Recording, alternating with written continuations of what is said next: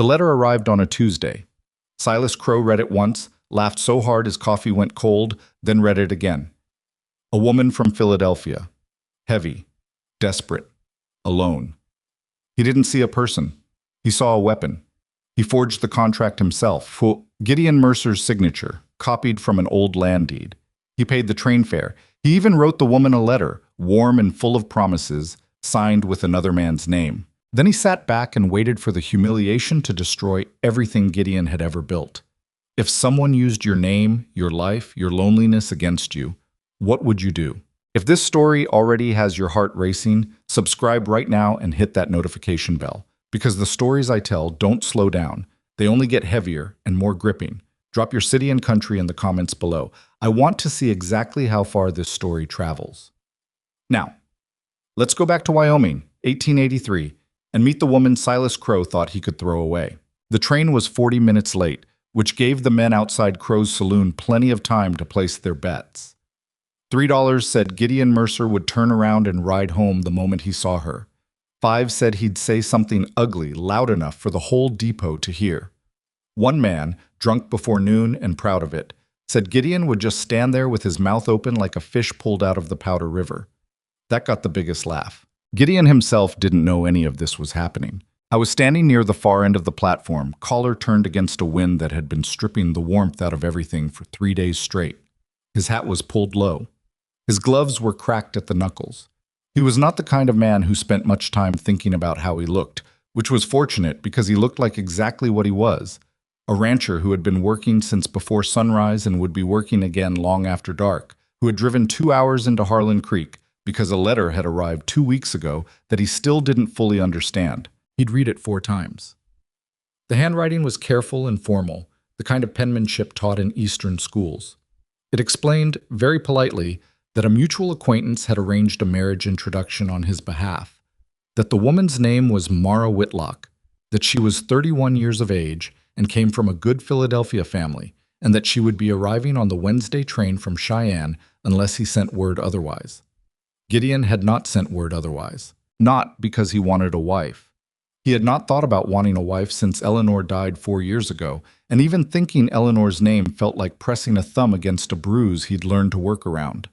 He hadn't responded to the letter because he genuinely could not figure out who had sent it or why, and the rancher's part of his brain, the part that had kept him alive through drought and debt and a winter that killed half his herd in 1879, said you don't reject something until you understand what it is. So he came. He stood on the platform. He waited. The train arrived in a blast of steam and noise that scattered a group of children from the edge of the platform. Doors opened. People stepped off. A salesman with 2 enormous cases, a family with 4 children and a dog that wasn't supposed to be on the train, a young man in a city suit who looked immediately miserable about the cold. Then Mara Whitlock stepped off. Gideon saw her before he understood what he was seeing. He registered a woman in a dark green traveling coat, a hat pinned slightly off-center because the journey had been long and the last hours rough, and a single bag that she was carrying herself because there was apparently no one to help her. She was large, not in the way that people whispered about or wrote careful letters around. She was simply a large woman, broad-shouldered, full-bodied, built in a way that the coat couldn't conceal, and that she appeared to have stopped trying to conceal some time ago. She stepped onto the platform and looked around. The way you look around when you are searching for a face you've never seen, but were promised would be there. Behind Gideon, from somewhere near the livery, someone laughed. It was not a small laugh. It was the specific kind of laugh that is designed to carry, meant to land, meant to sting, meant to make sure the person it was aimed at heard every note of it. Mara heard it. Gideon saw it happen. He watched her face go through something in about half a second. Not collapse, not crumble, but absorb. Like a woman who had learned to catch a blow before it knocked her down, had been catching them for years, had gotten very good at it. Her chin stayed level. Her eyes didn't drop. But something in her shoulders changed, just slightly, as if she had pulled a door shut on a room she wasn't going to let anyone else see inside. She kept looking for him. He walked toward her before he made a conscious decision to walk toward her. Later, when he tried to reconstruct the moment, he couldn't identify what exactly moved his feet. It wasn't pity. He was almost certain of that. Pity would have felt softer. This felt more like the moment you see something going badly wrong and you start moving because standing still has become physically impossible. Miss Whitlock, he said. She turned. She looked at him with eyes that were brown and very direct and doing a tremendous amount of work to appear calm. Mr. Mercer. It was not a question. It was a statement, careful and controlled, the kind of voice that has been trained to reveal nothing. Yes, he said. He stopped. Started again. I got your letter. Or, a letter. I got yours, she said. Something in the way she said it made him go still. She reached into the bag she was carrying and produced an envelope, already worn at the corners from being handled too many times. She held it toward him. He took it, read it. The handwriting was not his. He had never seen this letter before in his life. It was signed with his name, a passable forgery, good enough to fool someone who had no sample to compare it to. And it was warm and earnest in a way that made his stomach drop, because whoever had written it had made promises. Real ones. Specific ones. It spoke of loneliness and hope and a willingness to build something together with the right person. Gideon was not a man who made speeches. He had never once in his adult life used the word loneliness out loud. He folded the letter, put it in his coat pocket, looked at Mara Whitlock, who was watching him with that same carefully held expression, waiting. Who sent you this? He asked. My brother, she said. He told me it came from you. He said you had contacted him through a mutual business acquaintance and that you were sincere. A pause, so brief it could have been just breathing. He was very convincing. And your brother knew this. Acquaintance. My brother arranged it. Her voice was precise and utterly flat. He was very pleased to arrange it. Behind them, someone had said something that Gideon couldn't make out, but the laughter that followed it was louder. He turned his head just enough to see. 3 men outside the saloon, Crow's men. He recognized 2 of them. They weren't even pretending to do anything except watch. He turned back to Mara. She had not looked at them. She was looking at him with an expression that he would spend a long time thinking about later, not asking for anything, not expecting anything, but waiting with a patience that suggested she had gotten very practiced at waiting in difficult places. How much money do you have, Sheen? He asked. Whatever she had expected him to say, it wasn't that. Something shifted in her eyes. Surprise, quickly managed. Enough for a return ticket, if there's a room tonight. There won't be. It came out flat, not unkind. Storm's been building since yesterday. The road back to Cheyenne will be closed by nightfall. He glanced at the sky, which was doing exactly what he said it was doing. Maybe 2 days. She absorbed this the way she had absorbed the laughter, quietly, efficiently, with no visible sign of what it was costing her. I see, she said. He looked at her for a long moment. He thought about Eleanor. He pushed that away. I have a spare room, he said. The ranch is 2 hours out. Storm's going to be bad, but I know the road. He hesitated. He was not good at this, at offering things, at making things sound like what they were instead of transactions. You can wait it out there. When the road clears, you can go wherever you want. I'll pay for your return ticket myself. She stared at him. Why? She said. It was not quite a question. I thought about it honestly, which was the only way he knew how to think. Because you were deceived, he said. Same as I was. And because if I leave you here, those men over there are going to make sure your next 2 days are worth forgetting. He didn't look toward the saloon when he said it. He didn't need to. For the first time since she'd stepped off the train, Mara Whitlock looked at him. Actually looked at him. Not the careful, managed looking she'd been doing since she arrived, but looked. The way you look when you're trying to decide if something is true. All right, she said. He picked up her bag before she could reach for it and started toward the wagon. She followed. They were halfway across the platform when the loudest of Crow's men called something out. Something about the wagon's weight. Something that made the other 2 howl with laughter. Gideon stopped walking. Mara stopped half a step after him. He turned. He looked at the 3 men with an expression that did not include anything as complicated as anger. It was simpler than anger, quieter, and considerably more dangerous. You boys got work today, he said, loud enough. Or are you being paid to stand there? The laughter didn't die immediately. But it changed. Got careful. Because Gideon Mercer was not a man you laughed at directly, whatever you said behind his back. He turned back. Kept walking. Mara said nothing. But when she climbed up to the wagon bench, she didn't need help, and she didn't apologize for it. The wagon rolled out of Harlan Creek into a sky that was turning the specific gray that Gideon knew meant business. The wind had teeth. Mara sat on the right side of the bench with her bag between her feet, and she looked straight ahead at the road, and she did not say a single word. Neither did he. 20 minutes outside of town, she spoke. The letter mentioned a cattle operation, she said. Mercer Valley Ranch, he said. 600 acres. About 400 head. Down from 650 when... He stopped. Down from what it was. She nodded slowly. The letter also mentioned that you were managing the accounts yourself. He looked at her sideways. I'm not trying to intrude, she said quickly. There was something underneath the careful voice now, something that wanted very much to be useful, that was embarrassed by the wanting. I've had some experience with accounts. My family had a shipping business. Your family sent you out here to get rid of you, he said. It came out harder than he intended. He wasn't gentle by nature, and he knew it, and he generally thought that was fine. But watching her face absorb that particular sentence, watching her do that door-shutting thing again, he felt something in his chest that felt uncomfortably like regret. Yes, she said, after a moment. Simple. True. No performance around it. The wind picked up. The first real flakes of snow started coming sideways. The accounts are a mess, he said finally. She looked at him. I know they're a mess. I know money's going somewhere it shouldn't. I've been over the shipping records 3 times and I can't find where it's bleeding.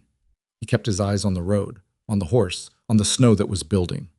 So, if you've had experience, you might find it, or you might not. He paused. It's not an obligation. She turned this over for a moment. I'll look at them, she said. They didn't speak again for the rest of the drive. The snow came in harder. The temperature dropped through the floor. By the time the ranch came into view through the white, Gideon's hands were numb inside the gloves, and Mara's face was reddened by cold she hadn't brought the right coat for. He pulled up to the barn, climbed down, started unhitching the horse. She climbed down on her own side, landed solidly, and reached for the horse's bridle on instinct before stopping herself. Go ahead, he said. She held the horse's head while he worked. The horse, who disliked most people, stood quiet. He noticed that. Inside the cabin, she stood in the center of the front room and looked at the provisions, the nearly empty shelves, the dried things hanging, the tin of flour with the dented lid, the single jar of something that might once have been preserves. He watched her take stock of it the same way she'd taken stock of everything else, without complaint, without theater, with that same focused attention that was doing something to his chest he couldn't quite name. I can make supper, she said. With that? He gestured at the shelves. She looked at them again. Yes, she said. He didn't believe her, but he also didn't argue, which for Gideon Mercer was as close to faith as he generally got. He went to tend the animals. The storm hit properly while he was in the barn, the kind of hit that meant nothing was going anywhere for at least 2 days, which he'd known since morning, which was why he'd told Mara what he'd told her.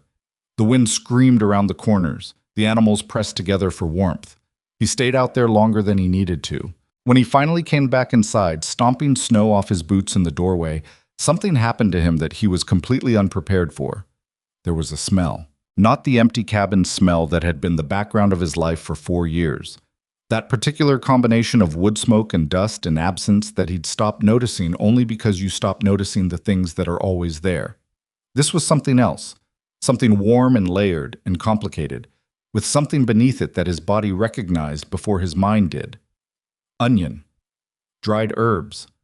Something browning and fat. He stood in the doorway longer than made sense. Mara was at the stove with her back to him, her traveling coat traded for an apron that had been hanging on a hook and that she'd clearly just taken without asking, which was the right call. She was doing 3 things at once with the kind of economy of motion that meant she had done all 3 things 10,000 times before and no longer needed to think about them. On the table, the tin of flour, a small brown pottery bowl, a little wooden board, and laid out with an order that hadn't been there before. The dried things from the shelves, the jar of what turned out to be apple preserves, and a small cloth sack he hadn't even known was in his pantry that turned out to contain dried sage. Where did you find the sage? He asked. Back shelf, she said, without turning around. Behind the vinegar. She stirred something. The vinegar's also useful, actually, if you have more. I might. Don't worry about it tonight. He sat down at the table because he didn't know what else to do with himself, and he watched her cook in the way that a man watches something he doesn't fully understand but has run out of reasons to stop watching. She made biscuits. Real ones. Not the flat, hard things he made from the same flour that tasted like salted regret. She made a gravy from the barest possible bones of a situation. Dried meat reconstituted, onion coaxed into sweetness by patience and low heat. The sage used with a restraint that showed she understood it. The apple preserves used in a way that should not have worked and somehow did. It was not a feast. It was not close to a feast. But when she put it on the table and he sat across from her and ate the first bite, something happened to him that he hadn't had words for in a long time and still didn't quite have words for, except that it was warm and it was real. And somewhere in the back of his chest, behind 4 years of careful nothing, something moved. He ate. She ate. The storm hammered the walls. Neither of them spoke much. But the silence was different from the silence in the wagon. Not the silence of two strangers measuring each other from a safe distance, but something else. Something that had shifted slightly without either of them deciding to shift it. When they'd finished, she reached across and started collecting the plates before he could. "You don't have to do that," he said. "I know," she said. She washed them at the basin. He sat at the table with his coffee and looked at the fire. "The accounts," he said eventually. She glanced back over her shoulder. "They're in the chest by the window," he said. "The ledgers. 2 of them. You can look whenever you want." She turned back to the basin. "Tomorrow." "All right." He didn't push. He was not a man who pushed. He stated things and then left space around them and waited for what came back. The fire popped. The storm kept working. She dried the last plate and hung the apron back on its hook with the same neat precision she'd taken it down with. And then she looked at him for a moment with that measuring expression that he was beginning to understand was just how she looked when she was actually paying attention. "Thank you," she said, "for the shelter." "Thank you," he said, "for the meal." She nodded once and went to the spare room. He sat at the table alone for a long time.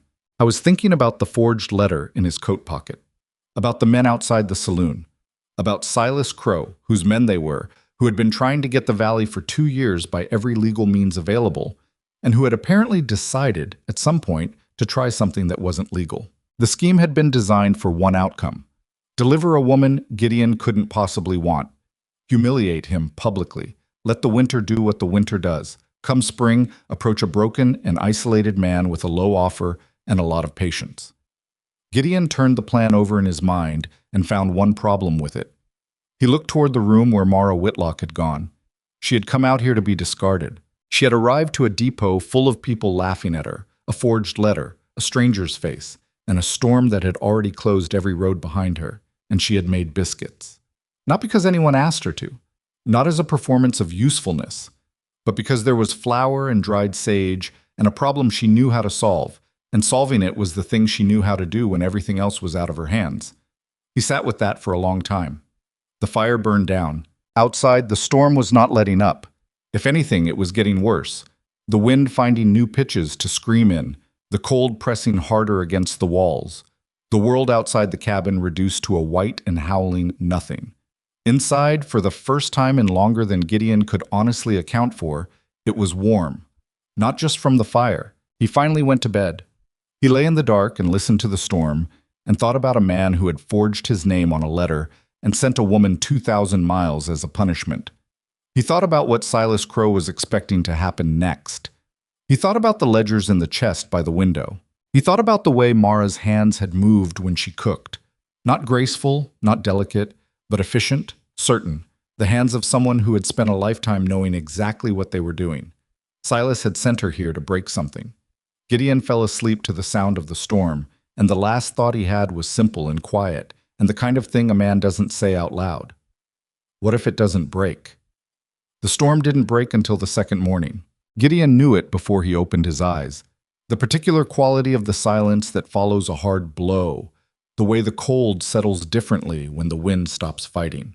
He lay still for a moment listening to it, then got up and dressed in the dark the way he always did, by feel and habit, boots in a specific order, belt buckled without looking. The kitchen was empty. He didn't expect otherwise. He built the fire back up from the coals, put water on, and stood at the window looking at what the storm had left behind. 3 feet of snow against the south barn wall. The fence line he'd repaired in October was down in at least 2 places he could see from here.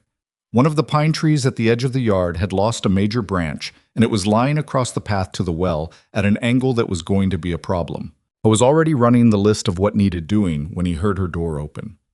Mara came out dressed and alert, which surprised him slightly. He'd half expected she might need an hour before she was functional. She looked at the window, looked at the yard, looked at the broken branch. "Well," she said. "Yeah," he said. She went directly to the stove, and he didn't tell her not to because there was no sensible reason to tell her not to.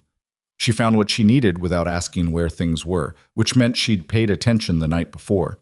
Within 15 minutes, there was porridge on, and the cabin smelled like something other than cold and wood smoke. He went outside to start on the branch. When he came back in 40 minutes later with ice in his beard and feeling in his hands mostly gone, the porridge was on the table and she was already at the window chest. The ledgers were open in front of her. She had her own pen, from her bag, and a small notebook he hadn't seen before. She was copying something from one ledger into the notebook with a focused precision that suggested she was no longer thinking about porridge or storms or anything except what was in front of her. He sat down and ate. She didn't look up. He watched her from the corner of his eye while he worked through the bowl. She read the way some people read who have been reading difficult things for a long time. Not front to back, but jumping, cross-referencing, going back, making a small sound under her breath that was not quite a word when she found something that bothered her. Her handwriting in the notebook was smaller and denser than the careful penmanship in the letters she'd showed him. This was working handwriting, thinking handwriting. "When did you start using halberd freight?" she asked, without looking up. He set down his spoon. 3 years ago. Crow recommended them. She wrote something in the notebook. "Did he?" she said. It wasn't a question. "He said they were cheaper than the outfit I was using." "Were they?" He thought about it. Seemed like it at first. She turned a page. "When did your shipping costs go up?" He felt something cold that had nothing to do with the weather. "About 18 months ago. I thought it was volume-based pricing adjustment," she said, reading from the ledger. "That's what it says here." She looked up at him for the first time since she'd opened the books. Her expression was not alarmed. It was the expression of someone who has just confirmed something they suspected. "Does that phrase appear in your original contract with them?" He didn't answer immediately. "You don't have the original contract anymore," she said. "I have a copy." "Get it." He got it. He hadn't looked at it in over a year. He put it on the table in front of her, and she read it without touching it first, as if she wanted to see it clean before she handled it. Then she picked it up and read it again. Then she put it beside the ledger and looked at both of them. "There's no volume-based pricing adjustment clause in this contract," she said. "The rate is fixed for 5 years." She tapped the ledger with one finger. "They've been charging you an inflated rate for 19 months. The overcharge per shipment is..." She did something fast in the notebook. 11% above contract, across your average shipment volume, that's another calculation. Somewhere between $60 and $70 a month. The number landed on him like something physical. He sat back in his chair and looked at her. "Over 19 months, she said, you've paid approximately $1,200 you didn't owe." She paused. "That's a conservative estimate. I'd want to go through each individual invoice before I gave you a final number." Gideon was quiet for a long moment. $1,200. He'd been bleeding $1,200 to a freight company that Silas Crow had recommended, at a rate that violated his own contract, for a year and a half. "I should have caught that," he said. "You were running a cattle operation alone," she said. It was not gentle, exactly. She didn't do gentle the way some people do it, as a thing wrapped around the truth to make it softer. She said it the same way she said everything else. Level, direct. "You were looking at the total outgoing number and comparing it to revenue. You weren't line iteming the freight invoices against the base contract rate." She looked back at the ledger. "Most people don't." "I should have." "Yes," she said. "You should have. But you didn't, and now you know, and that's the part that matters." He looked at her. She had already gone back to reading. He sat with it for a while. The money, yes, but also the other thing, the thing that was harder to sit with. Silas Crow had recommended halberd freight. Silas Crow, who wanted this valley, who had been apparently taking it one invoice at a time for a year and a half, skimming off a ranch that was already stretched, thinning the margin so slowly that no single month looked like a catastrophe. Just a slow bleed, just a ranch that was always a little tighter than it should have been. Is that the only problem? He asked. She turned a page. No, she said. He refilled his coffee and sat back down and waited. She took her time. He didn't rush her, because rushing her would have been stupid, and he knew it. She worked through the second ledger with the same systematic attention, the notebook filling with her dense, small handwriting, occasionally going back to the first ledger to cross-reference something. Outside, the sun was doing its best with the snow. It wouldn't warm up enough to melt much. Not in February, not in Wyoming. But the light changed the quality of the day, made the world through the window look like something other than a threat. The cattle insurance payments, she said. He looked up from the fence line calculations he'd been doing on a separate piece of paper. What about them? You're paying premiums on a policy that... She hesitated, and he realized it was the first time she'd hesitated. Does anyone else handle your mail? No. Has anyone else had access to this cabin in the last 2 years? He thought about it. Crow sent a man out here last spring, said he was checking on a boundary dispute. I let him in for coffee while we looked at the property maps. Mara set her pen down. She did it carefully, the way you set something down when your hands want to do something more emphatic, and you're not going to let them. The cattle insurance policy you're paying on, she said, covers a herd of 412 head. Your current count, which I'm estimating from the feed records, 406, he said. Your previous policy, she said, covered 430. You had a herd reduction, weather losses, in the winter of 1881, according to these records. 41 head. She looked at him steadily. You should have had the policy adjusted at that point. The premium should have come down. I wrote to the insurance company, he said slowly. I know you did. There's a copy of the letter. She picked up a folded paper from the stack she'd made and held it up. He recognized his own handwriting. And there's a response. She held up a second sheet. Different handwriting. Acknowledging your request and confirming the adjustment. He stood up. He crossed the room and took the response letter from her and read it. It was a forgery. Not a sloppy one. A careful one. He couldn't have said exactly why he knew. Something about the spacing of the letterhead. Something about a phrase that was slightly off. But he knew, and once he knew, he couldn't unknow it. Who had access to your outgoing mail before it left the ranch? Mara asked. The answer was already assembling itself in his head. The post was picked up from a box at the end of the road that marked the ranch property line. He left it there in the mornings. The post rider came through every Tuesday. Anyone on the road before Tuesday morning could have opened that box, removed the letter, and replaced it with nothing, or with a forged response. Crow's man had been at the ranch in April.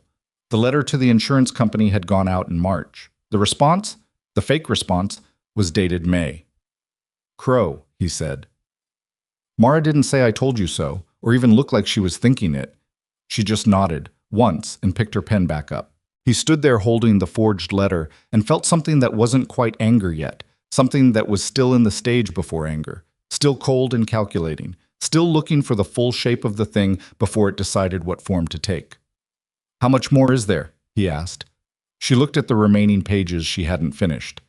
Give me until this afternoon. He put the letter down.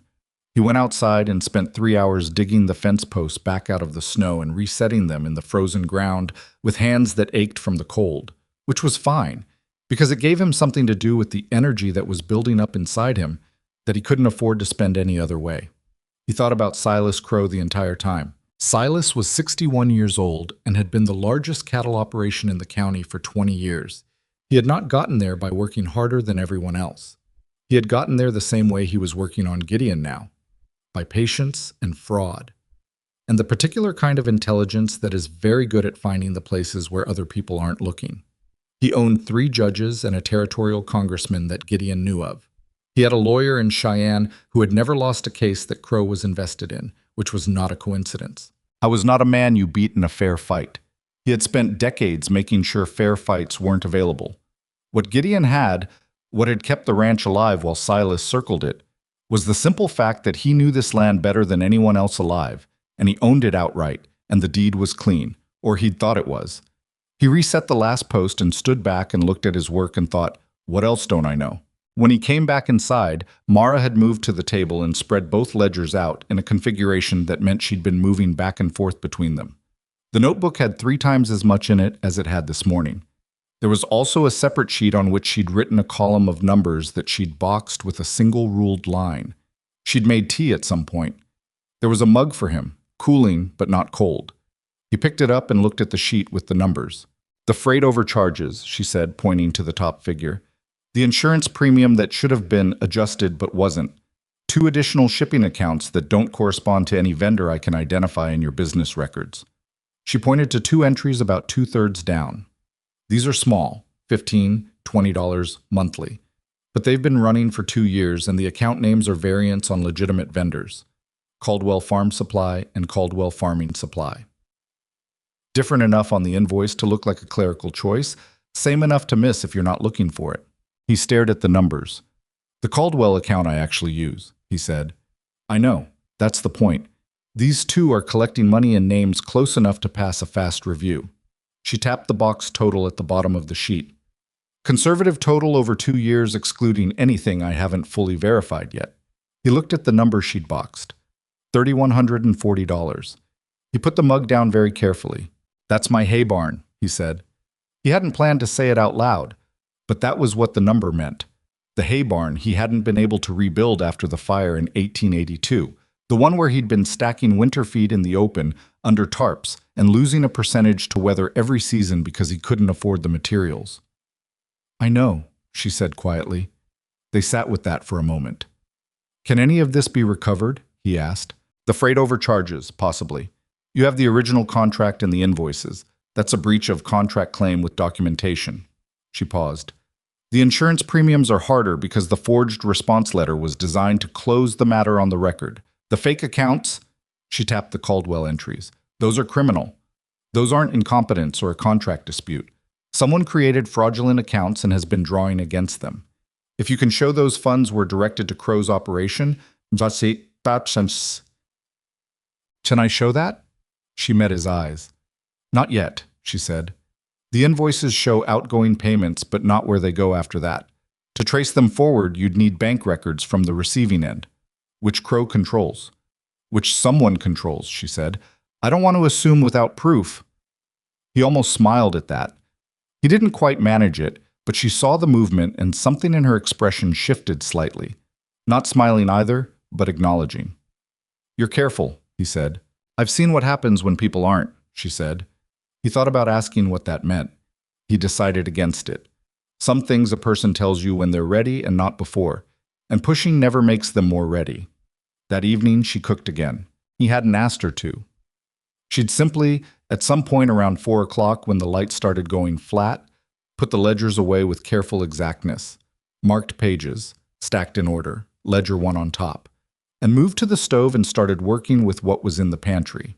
He'd gotten out to check on the animals, and when he came back she'd made soup, real soup, not the thin-boiled thing he made when he was too tired to do better. She'd found the last of the salt pork and rendered it down and used the fat as a base, and there was something in it that he couldn't identify that turned out to be the heel of dried mushroom she'd found in a paper twist in the very back of the highest shelf. I didn't know that was there, he said, looking at the paper twist on the counter. Most people don't look at the high shelves, she said. That's where things get forgotten. He sat down. She filled 2 bowls without asking if he wanted any, which he found he didn't mind. My mother used to do that, he said, without planning to. The mushroom thing. Said it was the difference between soup and hot water. Mara set the bowls on the table and sat across from him. Where was she from? Ohio originally. Came west with my father in 58. Are they both gone, he said. Father in 72, mother in 75. She nodded. She didn't say she was sorry, which he appreciated. He'd heard sorry enough times to have developed a strong aversion to it. Your family, he said after a moment. The shipping business. She looked at her soup. My father built it, she said. When he died, my brother Charles took it over. She paused. Charles is not... She stopped. Started again. He has certain qualities that are very useful in business. He is charming, and he presents well, and he has never in his life doubted himself for a single moment. She said this with a precision that suggested she had thought about it a great deal. What he is not is organized or careful with numbers or willing to admit when he doesn't understand something. That's a hard combination, Gideon said. It is, she said. I've been keeping the actual accounts for 3 years, since before my father died. He knew I was doing it. Charles knows I'm doing it. Charles tells his business partners that he has an excellent head for figures. She picked up her spoon. I don't leave the house much because Charles prefers I don't. Because if I leave the house, people might wonder why the person with the excellent head for figures is also the person with the large and inconvenient sister. The flatness in her voice when she said it was not bitterness. It was something more worn down than bitterness. Bitterness still has heat in it. He sent you here, Gideon said. I was very pleased to. She ate a spoonful of soup and looked at the fire. I imagine he's already told our social circle that I've gone west to seek my fortune, which is the kind of phrase that can mean anything and therefore means nothing. A pause. I also imagine that without me doing the accounts, Hartwick Shipping will develop some interesting problems within 6 months. Does that give you satisfaction? She thought about it honestly. I thought it would, she said. Sitting on that train, I was quite looking forward to it. And now? She turned her soup spoon over in her fingers once. Now I'm annoyed that I wasted the feeling, she said. He did me a bad turn. Sitting here being satisfied about his ledgers isn't going to do anything useful. Something in his chest moved again. He didn't say anything, but he thought about it. About the fact that she had been delivered here as a means of destroying something, and was sitting at his table thinking about what was and wasn't useful, working through his accounts with the same focused attention she brought to everything, making soup out of forgotten mushrooms and salt pork ends. They finished eating. She washed the bowls. He dried them, which he didn't usually bother to do since they'd just get dirty again, but she handed them to him and he found himself taking them. It was the second night. The storm was over. The roads would reopen. Neither of them mentioned it. I went to bed and lay awake longer than he had the previous night.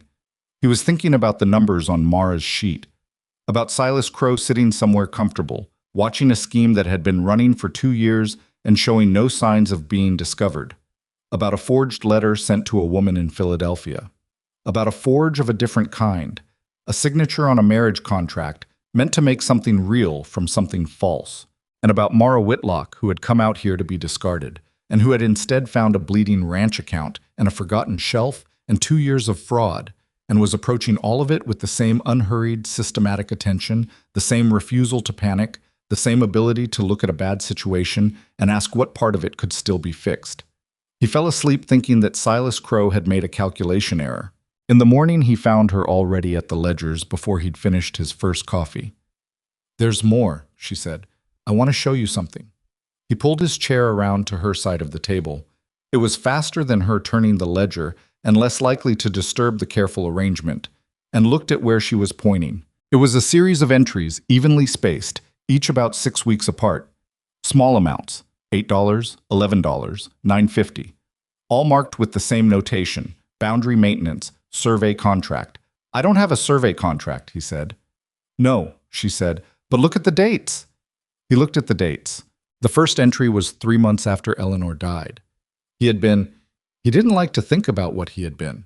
He had been a man doing the minimum required to keep the cattle alive and the ranch operational, and not thinking very hard about anything beyond that. "Someone added these during a period when you weren't closely reviewing the accounts," Mara said. She said it without judgment, which cost her something, he could tell. "How many total?" She showed him the list she'd made. 14 entries over 2 years and 3 months. "About $150, she said. "But that's not the main point." He looked at her. "The survey contract notation," she said. "I've seen that specific phrasing in the shipping fraud records we looked at yesterday. It's the same hand." He stared at her. "Someone was inside this ranch doing the accounts at some point," she said, "or someone had access to the ledgers. The entries were made to look like your handwriting, but they're not. The pressure on the downstroke is different, and you form your sevens without a crossbar. These all have the crossbar." He hadn't known he formed his sevens without a crossbar. He looked at his own handwriting on the fence repair note he'd been working on that morning. She was right. "When Crow's man came in April," he said, "for the coffee, I left him alone for about 20 minutes while I got the property maps from the chest by the window, where the ledgers were." 20 minutes is enough," Mara said, not gloating, not told you so, just true. He sat back. The full shape of it was becoming visible now, and it was uglier than he'd understood from any single part. It was not opportunistic. Crow hadn't spotted a vulnerability and moved on it. This had been running for years. The freight company. the insurance premiums, the fake vendor accounts, the fraudulent survey entries. All of it designed to bleed the ranch slowly, to keep it perpetually short of the cash it needed to improve, to ensure that when Crow eventually made his offer, it would come to a man who was tired and stretched, and who had somehow never quite managed to get his head above water, no matter how hard he worked. And then, when even that wasn't moving fast enough, a woman on a train platform. "He wasn't just trying to humiliate me at the depot," Gideon said slowly. "That was, if I'd turned her away, left her there, he'd have had witnesses. A story. A man who left a woman in a blizzard." Mara looked at him. "That would have been useful to him," she said. "Legal pressure," he said. "Community standing. He's been building something against me for 2 years, maybe longer, and the thing at the depot was supposed to be the last piece. The thing that turned people in town against me, that made the judge unsympathetic, that made a predatory sale look like a community doing a bad man a favor." "Yes," she said. They looked at each other. "You stayed," he said. "You offered," she said. "I accepted." She turned to look out the window at the white and the cold and the pine tree with the broken branch. "I didn't have anywhere better to be." He almost said something. He looked at her profile, the set of her jaw, the way she held her shoulders, and something stopped the words before they came out, because they weren't ready yet, and saying them before they were ready would ruin something he didn't fully understand yet. Instead, he said, "I need to get into town." "The road's open this morning," she said. "I heard the post rider." "There's a man at the bank I've done business with for 10 years, he said. "If I can get him to pull the receiving records on those 2 Caldwell accounts." "Take the invoice copies," she said. "I made you a summary sheet with the account names and approximate transaction dates." She reached into the notebook and produced the sheet without looking. She'd prepared it, he realized, before he'd even woken up. He took it. "Mara," he said. She looked at him. "I want you to stay," he said. "Not—" He stopped. Started again, because he wasn't good at this, and he knew it, and she deserved him trying anyway. "Not because you have nowhere to go. You do have somewhere to go. I'll pay for the ticket today if that's what you want." He looked at the summary sheet in his hands. "But I need someone who can do this, who can see it, and I'd—" He stopped again. He was aware that he was making a worse job of this than the situation deserved, but he could not locate a better version of himself to draw on at this particular moment. "I'd like the company," he finished. "If you were willing." The word company was doing a lot of work. Mara knew it was doing a lot of work. He could see she knew it. But she looked at him with that steady, measuring gaze and didn't make him say anything he hadn't said. "I'm not a housekeeper," she said. "No," he agreed. "You're an accountant." Something in her face changed, so small that a person not paying attention would have missed it. "I want to understand the grazing rotation before I agree to a rate," she said. "The feed costs in the second ledger are inconsistent, and I want to know if that's Crow's interference or an actual management problem." "It might be both," he said honestly. "Then we'll separate them," she said. She turned back to the ledgers. He put on his coat and his hat and went to hitch the horse, and the morning was cold and clear, and the snow was very bright, and somewhere under the brightness, the ground was already doing what frozen ground does in February when it thinks no one is watching, remembering, very slowly, what it felt like to be something other than ice. I wasn't thinking about that. He was thinking about the bank in Harlan Creek and the summary sheet in his pocket, and a man named Silas Crow who was about to discover that the trap he'd set so carefully had caught something he was not prepared for. He was also, quietly, and without quite meaning to, thinking about the way Mara had said then, "We'll separate them." "Not you. We." He told himself not to make too much of it. He made it most of the way to the road before he stopped making too much of it. The horse blew a cloud of breath into the cold morning air, and Gideon clicked his tongue, and they moved out down the road toward town, and behind him the cabin stood solid against the white. And inside it, a woman he had known for 2 days was pulling apart 2 years of fraud with a pen and a notebook and the specific kind of intelligence that does its best work when everyone else has decided you don't matter. Silas Crow had sent her as a weapon. He had not understood what he was armed. The banker's name was Horace Drum, and he was the kind of man who had survived 20 years on the Wyoming frontier by being careful about everything except his own assumptions. I was careful about loans. He was careful about interest rates. He was careful about which ranchers he extended credit to and which ones he let go to Crow's man at the Territorial Savings Office on the other side of town. He was not careful about what he assumed a man like Gideon Mercer would walk into his bank and say, which was why he sat back in his chair with the invoice copies spread on the desk between them and said nothing for almost a full minute. "These are your ledger entries," Drum said finally. "My ledger, not my entries." Gideon kept his voice flat. He'd had 2 hours on the road to decide how he was going to do this, and he decided on flat. Not angry, not accusing, just stating what was true and letting the documents say the rest. "I want to know where those payments went after they left my account." Drum looked at the summary sheet. His finger moved along the account names. Caldwell Farm Supply, Caldwell Farming Supply. "These aren't accounts I recognize," he said slowly. "No," Gideon said, "because they're not with you." "Where are they?" "That's what I need to find out." Drum looked up. He was a careful man, and Gideon watched him being careful right now, weighing things, measuring, deciding what he was and wasn't going to involve himself in. Harlan Creek was not a large town. Silas Crow was not a man whose name you wanted to be on the wrong side of. "Gideon," Drum said, and his voice had shifted, lower, with something in it that was either warning or apology, or both. "You understand what you're asking me to look into?" "I understand what someone has been doing to my ranch for 2 years, Gideon said. "Crow has friends at the Territorial Banking Commission." "I know. The judge at the county seat, Horace." Gideon put his hands flat on the desk. He did not raise his voice. He didn't need to. "I have a forged insurance document, a freight contract that's been violated for 19 months, and 2 fraudulent vendor accounts drawing from my ledger. I have the paperwork. Someone came into my home and wrote in my books. I need to know where the money went." Drum looked at the papers for a long time. Then he opened his desk drawer and pulled out a different ledger, the bank's own clearinghouse records, and started running his finger down the columns. Gideon waited. 15 minutes later, Drum sat back and pressed his fingers against his forehead with the expression of a man who has just discovered that the thing he was afraid of is real. "The payments from those 2 account names," he said carefully, "were cleared through the First Territorial Savings Office." He paused. "The receiving account is registered to a company called Meridian Land Holdings." Gideon didn't recognize the name. "Meridian Land Holdings," Drum continued, even more carefully, "filed a business registration with the territory 14 months ago. The registered agent is a lawyer in Cheyenne named Aldous Fitch." Gideon recognized that name. Every rancher in the county recognized that name.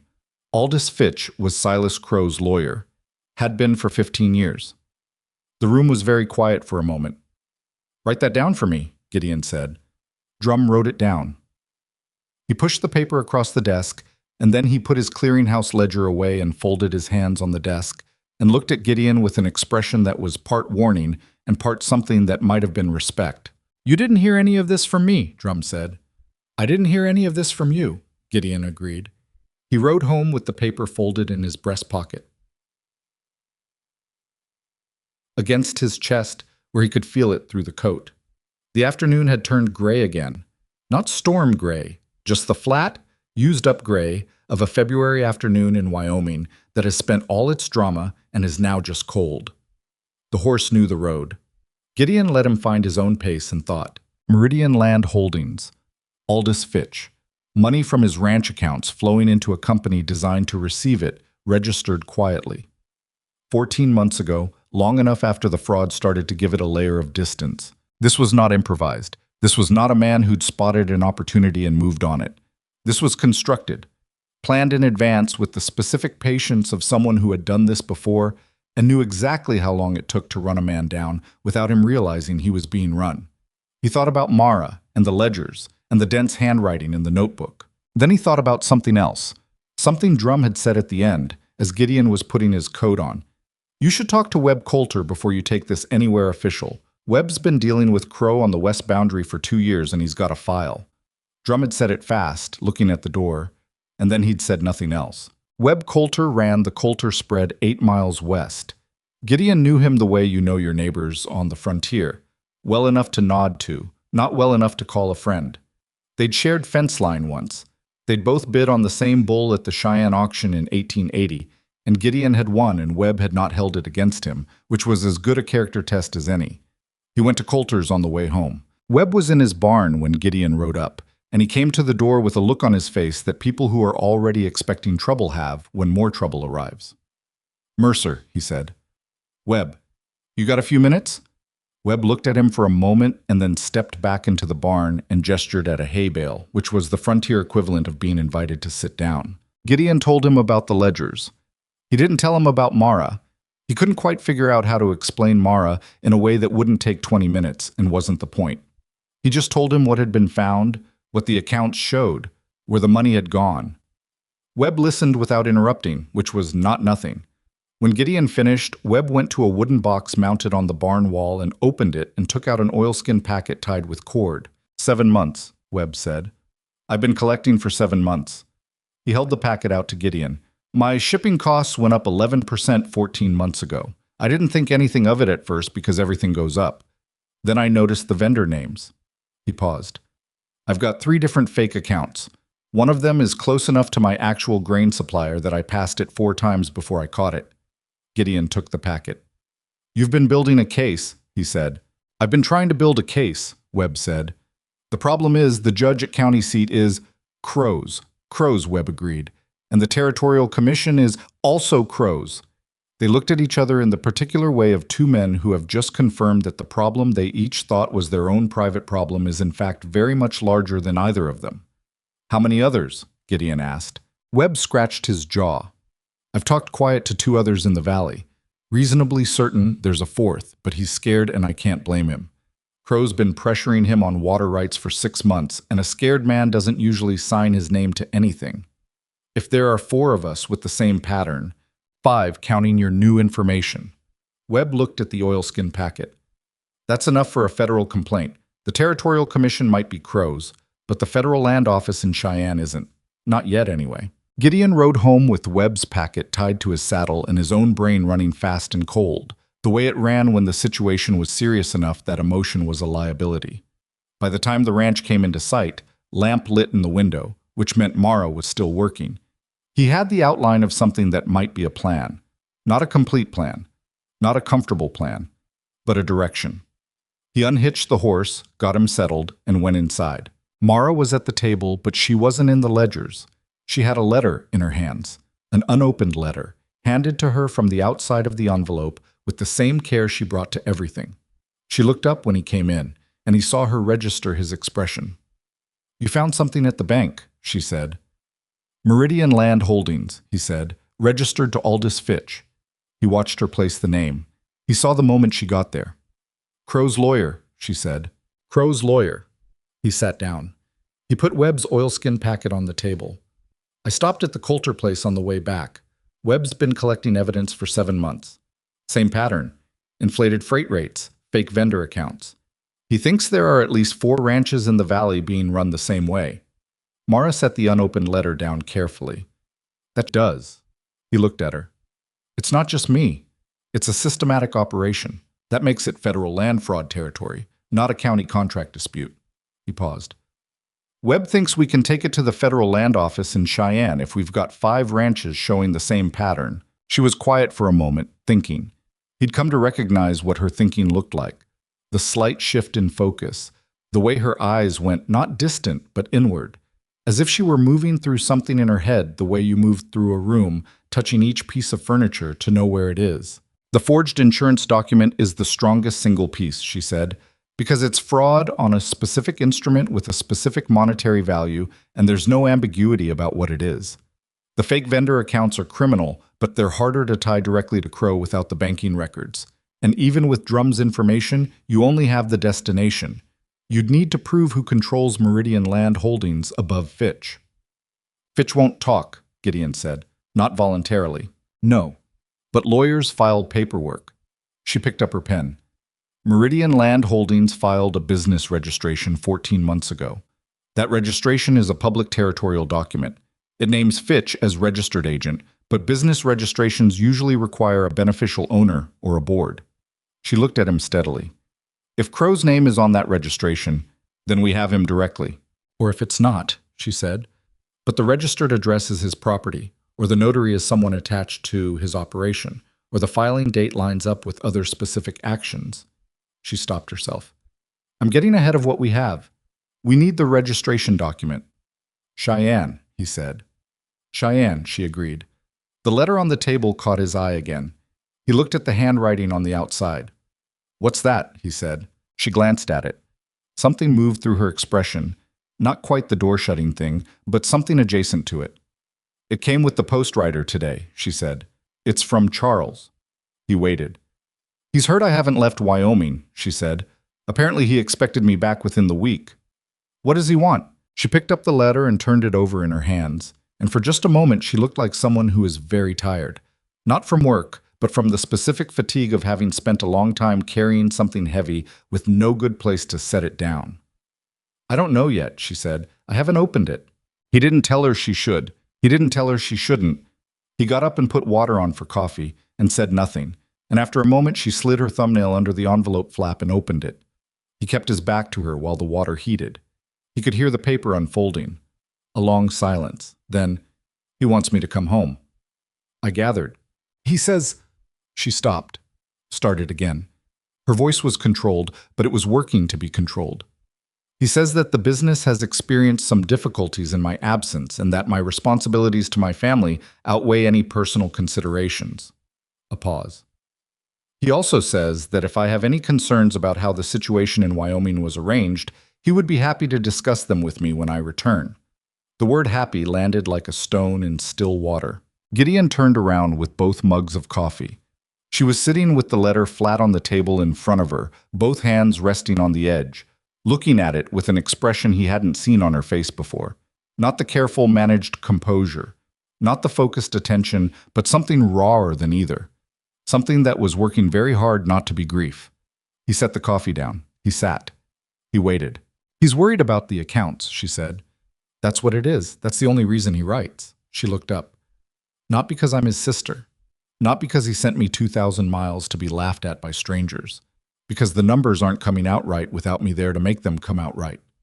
Yes, Gideon said. She looked at him, apparently startled by the simplicity of it.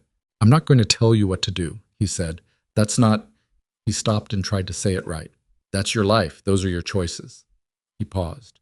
But I want you to know that what you found in these ledgers in 3 days is worth more to this ranch than what I'd normally pay an accountant in a year. And what you found at Webb Coulter's and what we might be able to do with it... He stopped again. He was still bad at this. He was aware of being bad at this. You're not a burden here. I want you to know that. She looked at him for a long moment. Then she folded Charles's letter, put it back in the envelope, and put the envelope at the edge of the table. I'll answer him tomorrow, she said, when I've thought about what I want to say. He nodded. I'll draft it tonight, she said, almost to herself. I want to say it right. They drank their coffee. Outside the temperature was dropping again. Not storm dropping, just the routine cruelty of February nights at altitude. He thought about the herd and the hay situation and how much of his winter feed was going to make it, and how that calculation looked now that he knew how much money had been bled out of the operation that could have gone toward having adequate supplies. The grazing rotation records, Mara said abruptly. The ones I said I wanted to look at. I can pull them out. Tomorrow. But I've been thinking about the feed cost inconsistency. She wrapped her hands around her coffee mug. Part of it is definitely the Caldwell fraud. I've isolated those entries, but the rest of it doesn't match what your cattle numbers would predict. She paused. Are you losing weight on the herd? He set his mug down. Some, he said carefully. I figured it was the winter. How much below what you'd expect? He thought about it. Thought about the last weigh-in. Maybe 8% below where I'd want them. She nodded slowly. What are you feeding them? Hay and supplementary grain from... He stopped. Looked at her. From Caldwell Farm Supply, she said. He sat very still. I want to see your grain supplier's invoices, she said. Not the ledger entries, the actual invoices if you have them. He had them. He kept everything in a file box. It was the one organizational habit he'd maintained after Eleanor, because Eleanor had drilled it into him and the habit had outlasted her. He got the box from the back room and put it on the table, and she started going through the invoices without preamble. He watched her face while she worked. He was learning to read it. The slight tension between her brows when she found something wrong, the way her pen moved faster when she was confirming something rather than searching for it. She found it in 11 minutes. You ordered mixed grain, she said, holding up an invoice. This says mixed grain. Your standard supplier confirmation says mixed grain. She held up a second sheet, the delivery record he'd signed when the grain came in. But the delivery weight is 15% below the invoice weight. She looked up. And if I check the nutritional breakdown, she was back in the ledger before he could answer, cross-referencing something. He waited. The cost per unit is right for mixed grain, she said. But your feed conversion rate, the weight gain you're getting relative to what you're feeding, matches a lower quality filler mix. Not poison, not harmful, just, she chose the word carefully, cheaper, with a worse nutritional profile. Someone was delivering short weight, low quality grain, charging him for full weight mixed grain and pocketing the difference. And his herd had spent a winter putting on less weight than it should have, which meant lighter cattle in the spring, which meant lower prices at market, which meant, again, a ranch that was always running a little shorter than it should be. The delivery man, he said. Who signs for the grain? You sign yourself? She said, looking at the records. But the delivery signature, the one on the freight copy, is different each time. She turned two invoices toward him, side by side. Different handwriting on every single delivery. He looked at his own signature on the receipt lines. He'd signed whatever they put in front of him because he had cattle to move and 100 other things to do, and you trusted that the thing in the bags was what it said on the invoice. They were rotating drivers, he said, so no one person knew the full picture. Or could be made to testify about it coherently, she said. He sat back and pressed the heels of his hands against his eyes for a moment. Not despair, just the physical need to push back against something. This was not Silas Crow getting greedy. This was Silas Crow being thorough. Every piece of it. The freight overcharges, the insurance fraud, the fake vendor accounts, the ledger entries, the grain short waiting. Each individual piece was deniable. A clerical error, a misunderstanding, a rate adjustment nobody caught. You couldn't walk into a courtroom with one of these pieces and win. You'd need all of them together, documented, cross-referenced, tied to a single source, which was exactly what Mara had been building for 3 days. She was quiet for a moment, and then she said, I want to write to the federal land office myself. He looked at her. Not instead of you, she said quickly, but separately.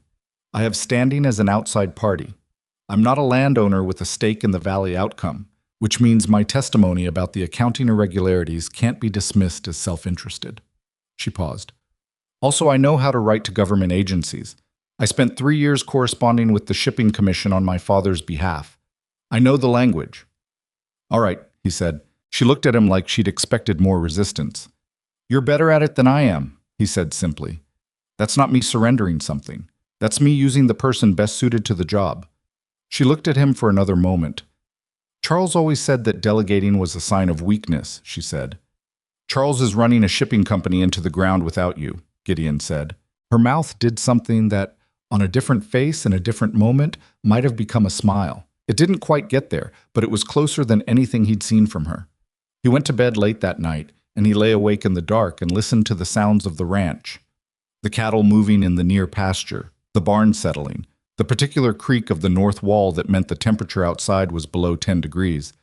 And he thought about spring. Spring was 8 weeks out, maybe 9. The cattle drive to Laramie was in May. If the herd was underweight going in, he'd lose money at market. If he could switch suppliers now and get better feed in for the last 8 weeks of winter, he might recover some of the weight gap. Not all, but some. Maybe enough to matter. And if the federal complaint went through, if the documentation Mara was building held together and someone at the federal land office was willing to look at it, then the freight overcharges alone represented recoverable damages, $1,200, maybe more. He thought about the hay barn. He thought about Eleanor, who had drawn him a picture of the hay barn once, on the back of a letter she was writing to her sister, just a rough sketch with the door facing south to catch morning light. He'd never built it. First there wasn't money, and then there wasn't Eleanor, and then there was the kind of numbness that makes plans feel like jokes. I thought about a woman in the next room writing a letter to a government agency in language she already knew, with evidence she'd organized in 3 days from 2 years of careful fraud. He thought about what Silas Crow was going to do when he realized the plan wasn't going the way it was supposed to. That was the part that bothered him. Not the fraud.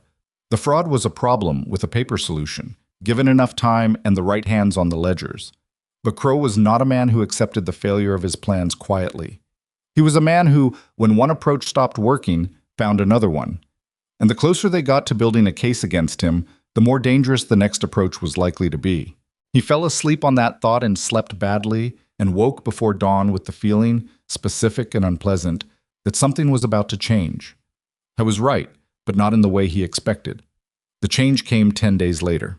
In those 10 days, Mara finished the ledger analysis and produced a final accounting document that was 31 pages long and cross-referenced by date, account name, and vendor. Gideon had never seen anything like it outside of a lawyer's office.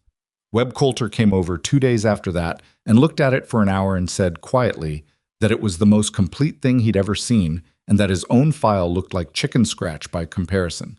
Webb brought 2 of the other affected ranchers, a man named Taft, who ran sheep on the East Ridge, and a woman named Clara Dunmore, who had been fighting Crow on water rights for 3 years, and who looked at Mara's document and then looked at Mara with an expression that was very close to reverence. The federal complaint went out to Cheyenne 8 days after Gideon returned from the bank. Mara had written it in 2 drafts, the second one considerably more precise than the first, with exhibits labeled and referenced by page number.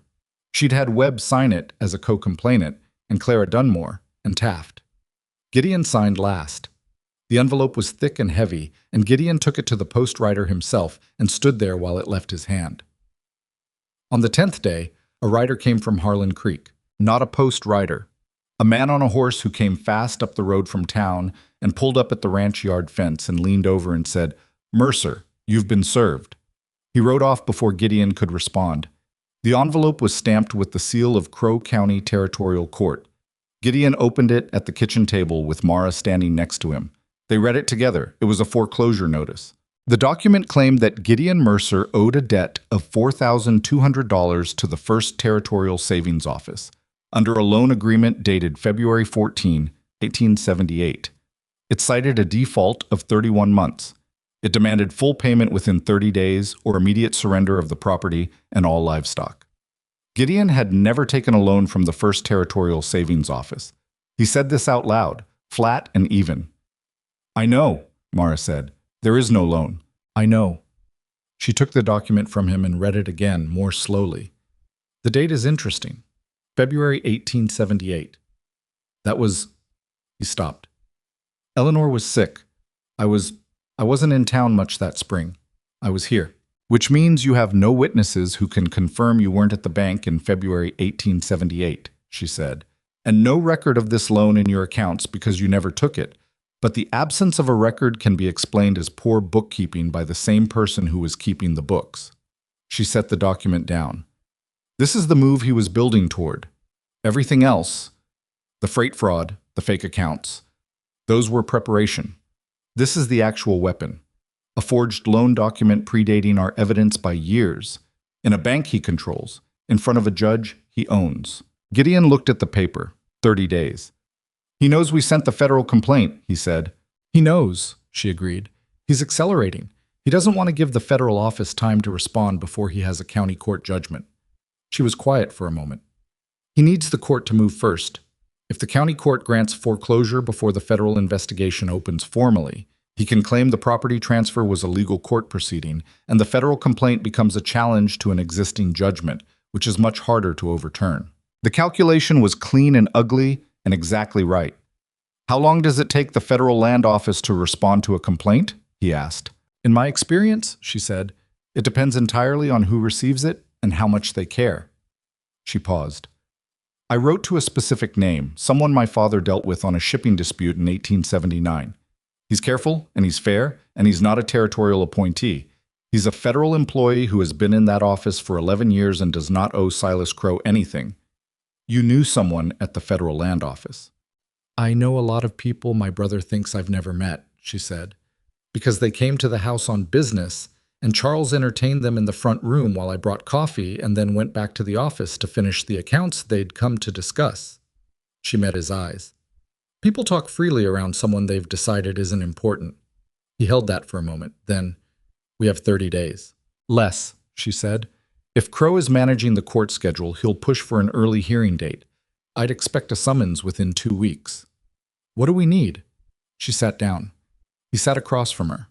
This was, he realized, what they did now.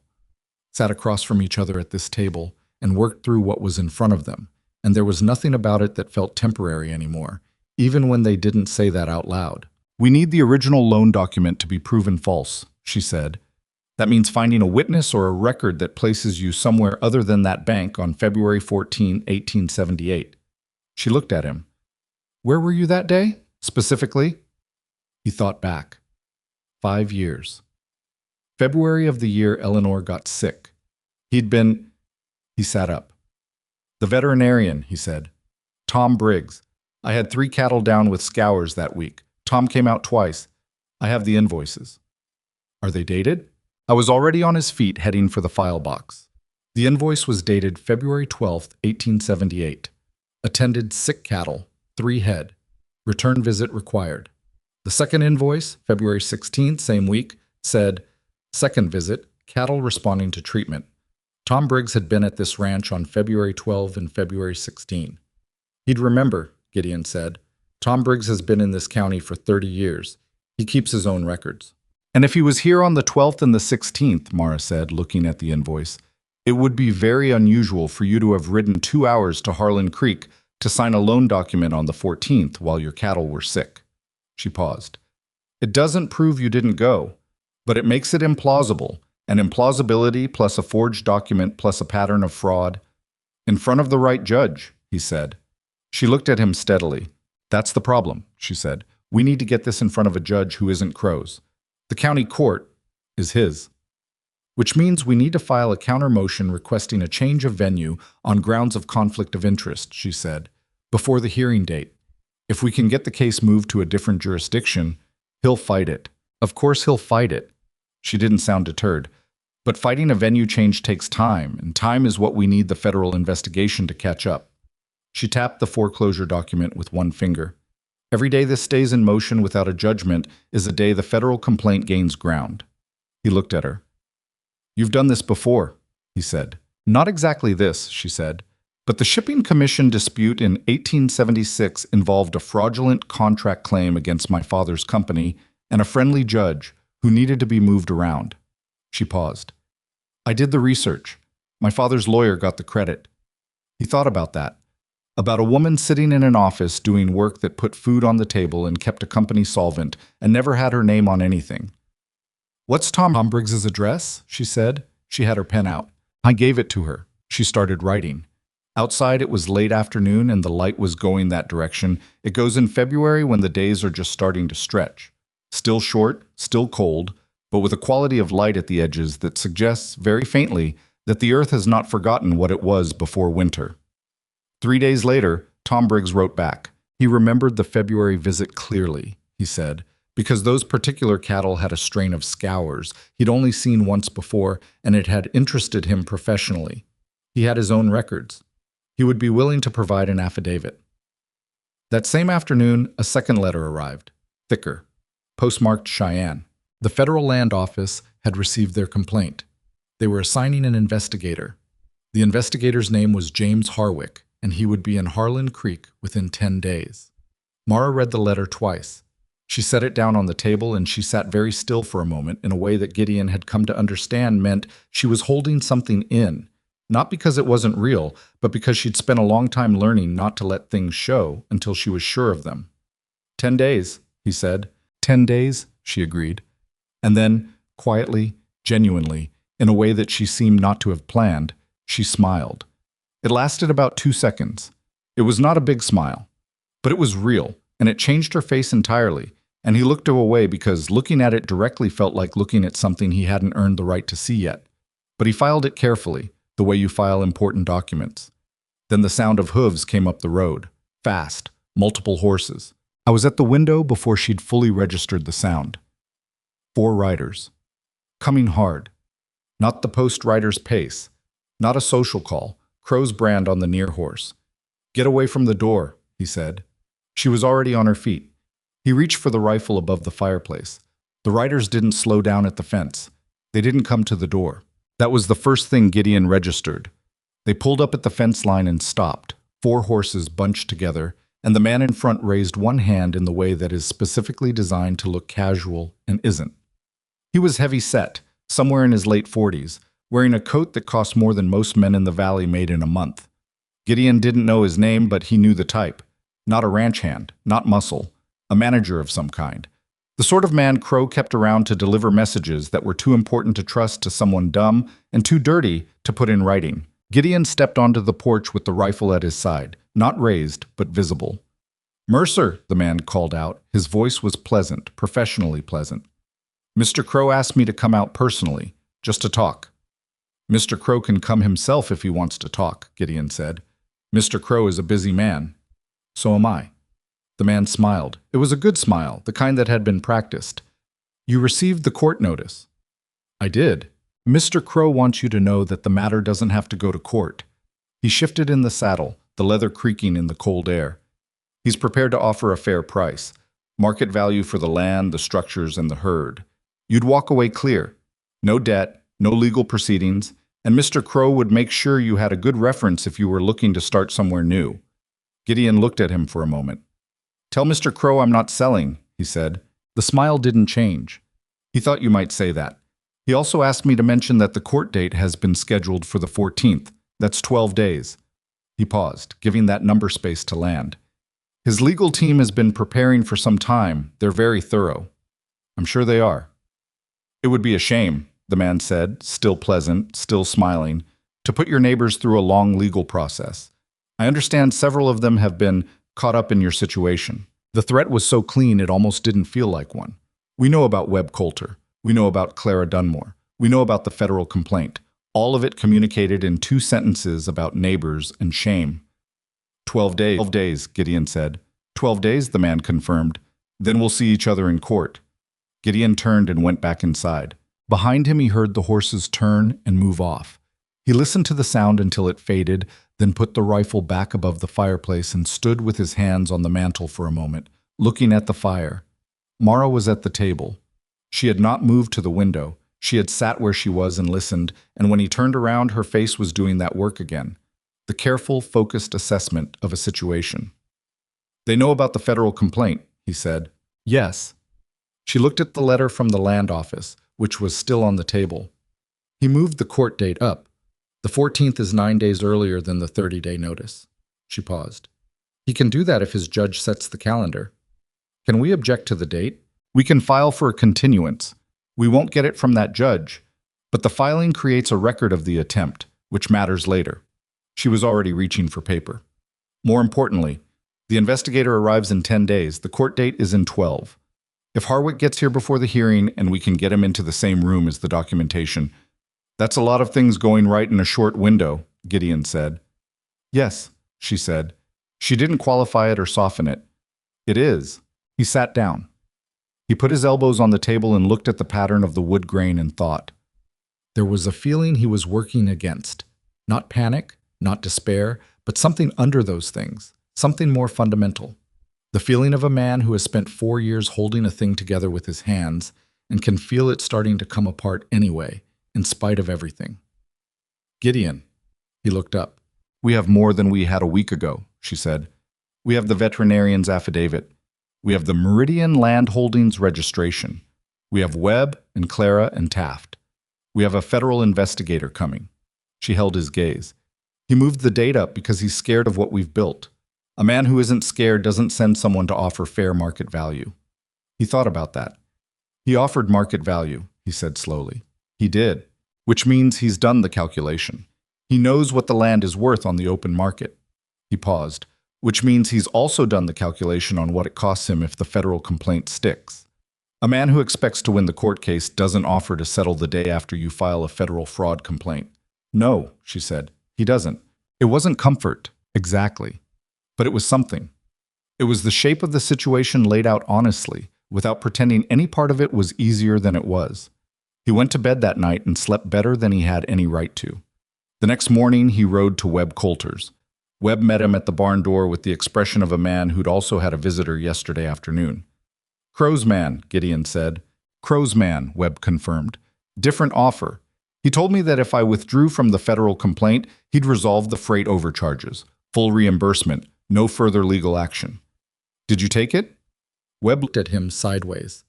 "I've been building that file for 7 months, Gideon. Just asking." "No," Webb said. "I didn't take it." He paused. Clara got a visit too. She called his man a word I won't repeat in mixed company and told him to get off her property. Gideon almost smiled. What about Taft?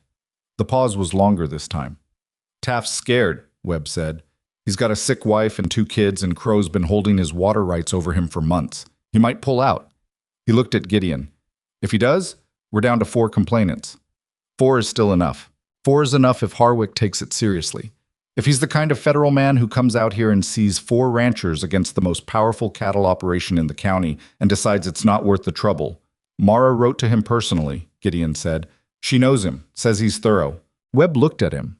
There was something in the look that Gideon had been noticing, a kind of recalibration, the way people recalibrate when they've underestimated something and are trying to catch up. Webb Coulter was a smart man, and he'd been smart enough to build a 7-month file on Crow when most people wouldn't have bothered, but even he hadn't entirely caught up to what Mara had put together in 3 weeks. Webb stopped. Tried again. Miss Whitlock, she did good work. She did exceptional work, Gideon said. She staying on then? Gideon thought about how to answer that. He settled on, she's staying on. Webb nodded once and looked away, which was the frontier equivalent of being given privacy. 7 days before the court date, James Hardwick arrived in Harlan Creek.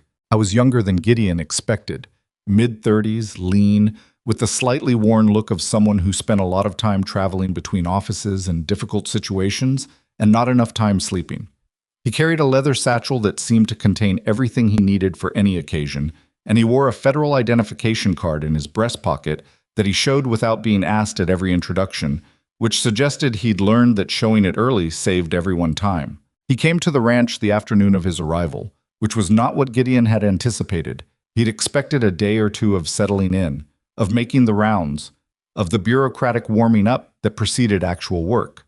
Instead, Hardwick came directly, and when Mara opened the door, he said, Miss Whitlock, your letter was the clearest complaint document I've received in 11 years at that office. She stepped back and let him in. He spent 4 hours at the table. Mara walked him through the documentation in the order she'd assembled it, which was not chronological but structural. She'd organized it by type of fraud, with the most clearly provable at the front and the more complex inferences at the back, which meant Hardwick was building a picture that got confirmed layer by layer rather than being asked to take anything on faith. Gideon sat at the far end of the table and said nothing unless asked. This was partly because it was Mara's presentation, and he knew it, and partly because watching her work, the systematic precision of it, the way she answered Hardwick's questions exactly, not more than asked and not less, was the most efficient use of the time. Hardwick asked hard questions. He pushed back on 2 of the vendor account conclusions, and Mara acknowledged the limitations of what could be proven from the ranch records alone and produced the Horace Drum information about Meridian Land Holdings without being prompted, which answered both pushbacks and then some. When she got to the forged loan document, Hardwick picked it up and looked at it for a long time. This is good work, he said. Not to Mara specifically, to the document itself. Tom Briggs's affidavit, Mara said, and slid it across. Hardwick read it, put it beside the loan document, looked at both. February 14th, he said. The loan is dated February 14th, and your veterinarian was here on the 12th and 16th. With sick cattle that required his continued monitoring, Mara said. Mr. Mercer would not have ridden 2 hours into town and back in the middle of a scour's outbreak. Tom Briggs will testify to the seriousness of the situation. The handwriting on the loan document, Hardwick said. Has it been compared to any of the other forged instruments? The fraudulent insurance response and the ledger entries made in a forged version of Mr. Mercer's hand, Mara said, and produced the comparison sheet she'd made 10 days ago. I'm not a handwriting expert and I won't claim to be, but the crossbar on the 7s, I see it, Hardwick said. He sat with everything spread in front of him for a long time. Nobody spoke. The fire crackled. Outside, the late afternoon light was doing that February thing again, going golden and then gone, winter days that spent their light too fast. The court date is in 7 days, Hardwick said. Yes, Mara said. That's not enough time for a federal investigation to produce a formal finding. No, she said, but it may be enough time for a federal investigator to request a stay of the county court proceedings pending the outcome of a federal inquiry. Hardwick looked at her. Which would require me to formally open the investigation, he said. Which your review of this documentation would support, she said. He looked at the table, At 31 pages of organized evidence, cross-referenced and tabbed. At Tom Briggs's affidavit, at the comparison sheet, at the Meridian Land Holdings information in Drum's handwriting on a piece of the bank's own letterhead. I need to interview the co-complainants, he said. Webb Coulter is 8 miles west. Clara Dunmore is 12 miles north. Owen Taft is... She paused. Owen Taft may need to be approached carefully. Why? He's frightened, she said simply. He has a sick wife, and he's been under pressure on his water rights for months. He signed the complaint, but he's been leaned on since. If you approach him in a way that feels like more pressure from another direction, he may withdraw. Harwick looked at her. You've never met Owen Taft? No, but I've talked to Webb Coulter about him. She held Harwick's gaze. He needs to understand that you're there to help him, not to add to the weight. He needs to feel like the federal government is a protection, not another powerful entity that might turn on him. A pause. His wife's name is Ruth. She has lung trouble. If you know that going in, it might matter how you open the conversation. Harwick was quiet for a moment. Then he closed the satchel. I'll go to Coulter's tomorrow morning, he said. Dunmore in the afternoon. Taft the following day. He stood. I'll let you know what I determine about the stay request by the end of the week. He left just as the last light went. Gideon stood at the window and watched the lamp of Harwick's lantern move down the road and disappear. Well, he said. Well, Mara agreed. She started putting the documents back in order. He watched her for a moment. The careful stacking, the precise alignment. A woman who had organized and reorganized this material enough times that she could do it in the near dark without thinking about it. The stay request, he said. Will he do it? I think so, she said. He's careful. He won't do it unless he believes the documentation justifies it, and I believe the documentation justifies it. A pause. But I've been wrong before. When? She looked up. The question seemed to catch her slightly off guard. I was wrong about Charles, she said after a moment. I knew what he was, and I kept thinking that if I did the work well enough, if the books came out right, if the company was healthy enough. She stopped. I thought usefulness was protection, that if I was useful enough, he wouldn't... She didn't finish. Use you as a weapon, Gideon said. She looked at him. It's not a character flaw, he said. Believing that doing good work should protect you. It should, he paused. It just doesn't always. She turned back to the documents. But something in her shoulders had changed slightly. The specific way they'd change in someone who had said something they hadn't planned to say and wasn't sure yet whether it was a mistake. Gideon, she said. The letter from Charles. She squared the last document on the stack. I wrote back. He waited. I told him I wasn't coming home. She kept her hands flat on the papers. I told him the accounts were his problem. I told him that what he did, arranging the trip, the forged contract, all of it, that it cost him something he wasn't going to get back. She paused. I didn't tell him what I found here. I didn't want him to know. That you're useful, Gideon said carefully. That I'm useful, she confirmed. Something in her voice was dry and a little sad, and also, underneath both of those, something lighter. He'd find a way to monetize it. He came to the table and sat down across from her, which was what they always did. Mara, he said. She looked at him. I'm not Charles, he said. The sentence sat there. It was not, on the surface, a complicated sentence, but they both understood it was doing a great deal of work. And she looked at him with that measuring gaze that he'd come to understand was her most careful and most honest way of looking at anything. No, she said. You're not. They stayed at that for a moment. The fire, the table between them, everything unsaid and also somehow not urgently in need of saying. Then she pulled the stack of documents toward her and started preparing the second copy she needed to have ready in case Harwick needed it. He got up and made coffee. 3 days later, Harwick sent a letter from Harlan Creek. He had spoken with Webb Coulter, Clara Dunmore, and Owen Taft. He had formally opened a federal investigation into fraudulent land and commerce practices in Crow County, and he had filed a request with the territorial court for a stay of the foreclosure proceedings pending the federal inquiry. He had also, in a single additional sentence at the bottom of the letter, noted that Owen Taft had agreed to maintain his co-complainant status. Ruth was having a better week. Mara read that last sentence twice. He talked to her, she said. Sounds like it, Gideon said. She set the letter down and said nothing for a moment. The stay request was not a guarantee. Hardwick had been clear about that in his letter. The county court judge could reject the stay, in which case the hearing would proceed as scheduled and the federal investigation would have to run parallel to whatever the county court decided. But a stay request from a federal investigator, formally filed, created a record. It told the county court judge that the federal government was watching. It told Silas Crow's lawyer in Cheyenne that the situation had escalated to a level where the friendly judge and the forged loan document were no longer playing in a closed room. It changed the temperature of everything. 4 days before the court date, the county court judge denied the stay. The hearing would proceed as scheduled. Gideon read the denial at the kitchen table and put it down and looked at the wall. "We expected this," Mara said. "I know. The denial is on the record. Hardwick's stay request is on the record. Everything that happens in that courtroom is now being watched at the federal level." She paused. "That judge knows it too." "He's Crow's," Gideon said. "He's Crow's," she agreed. "But he's also a man who wants to keep his position.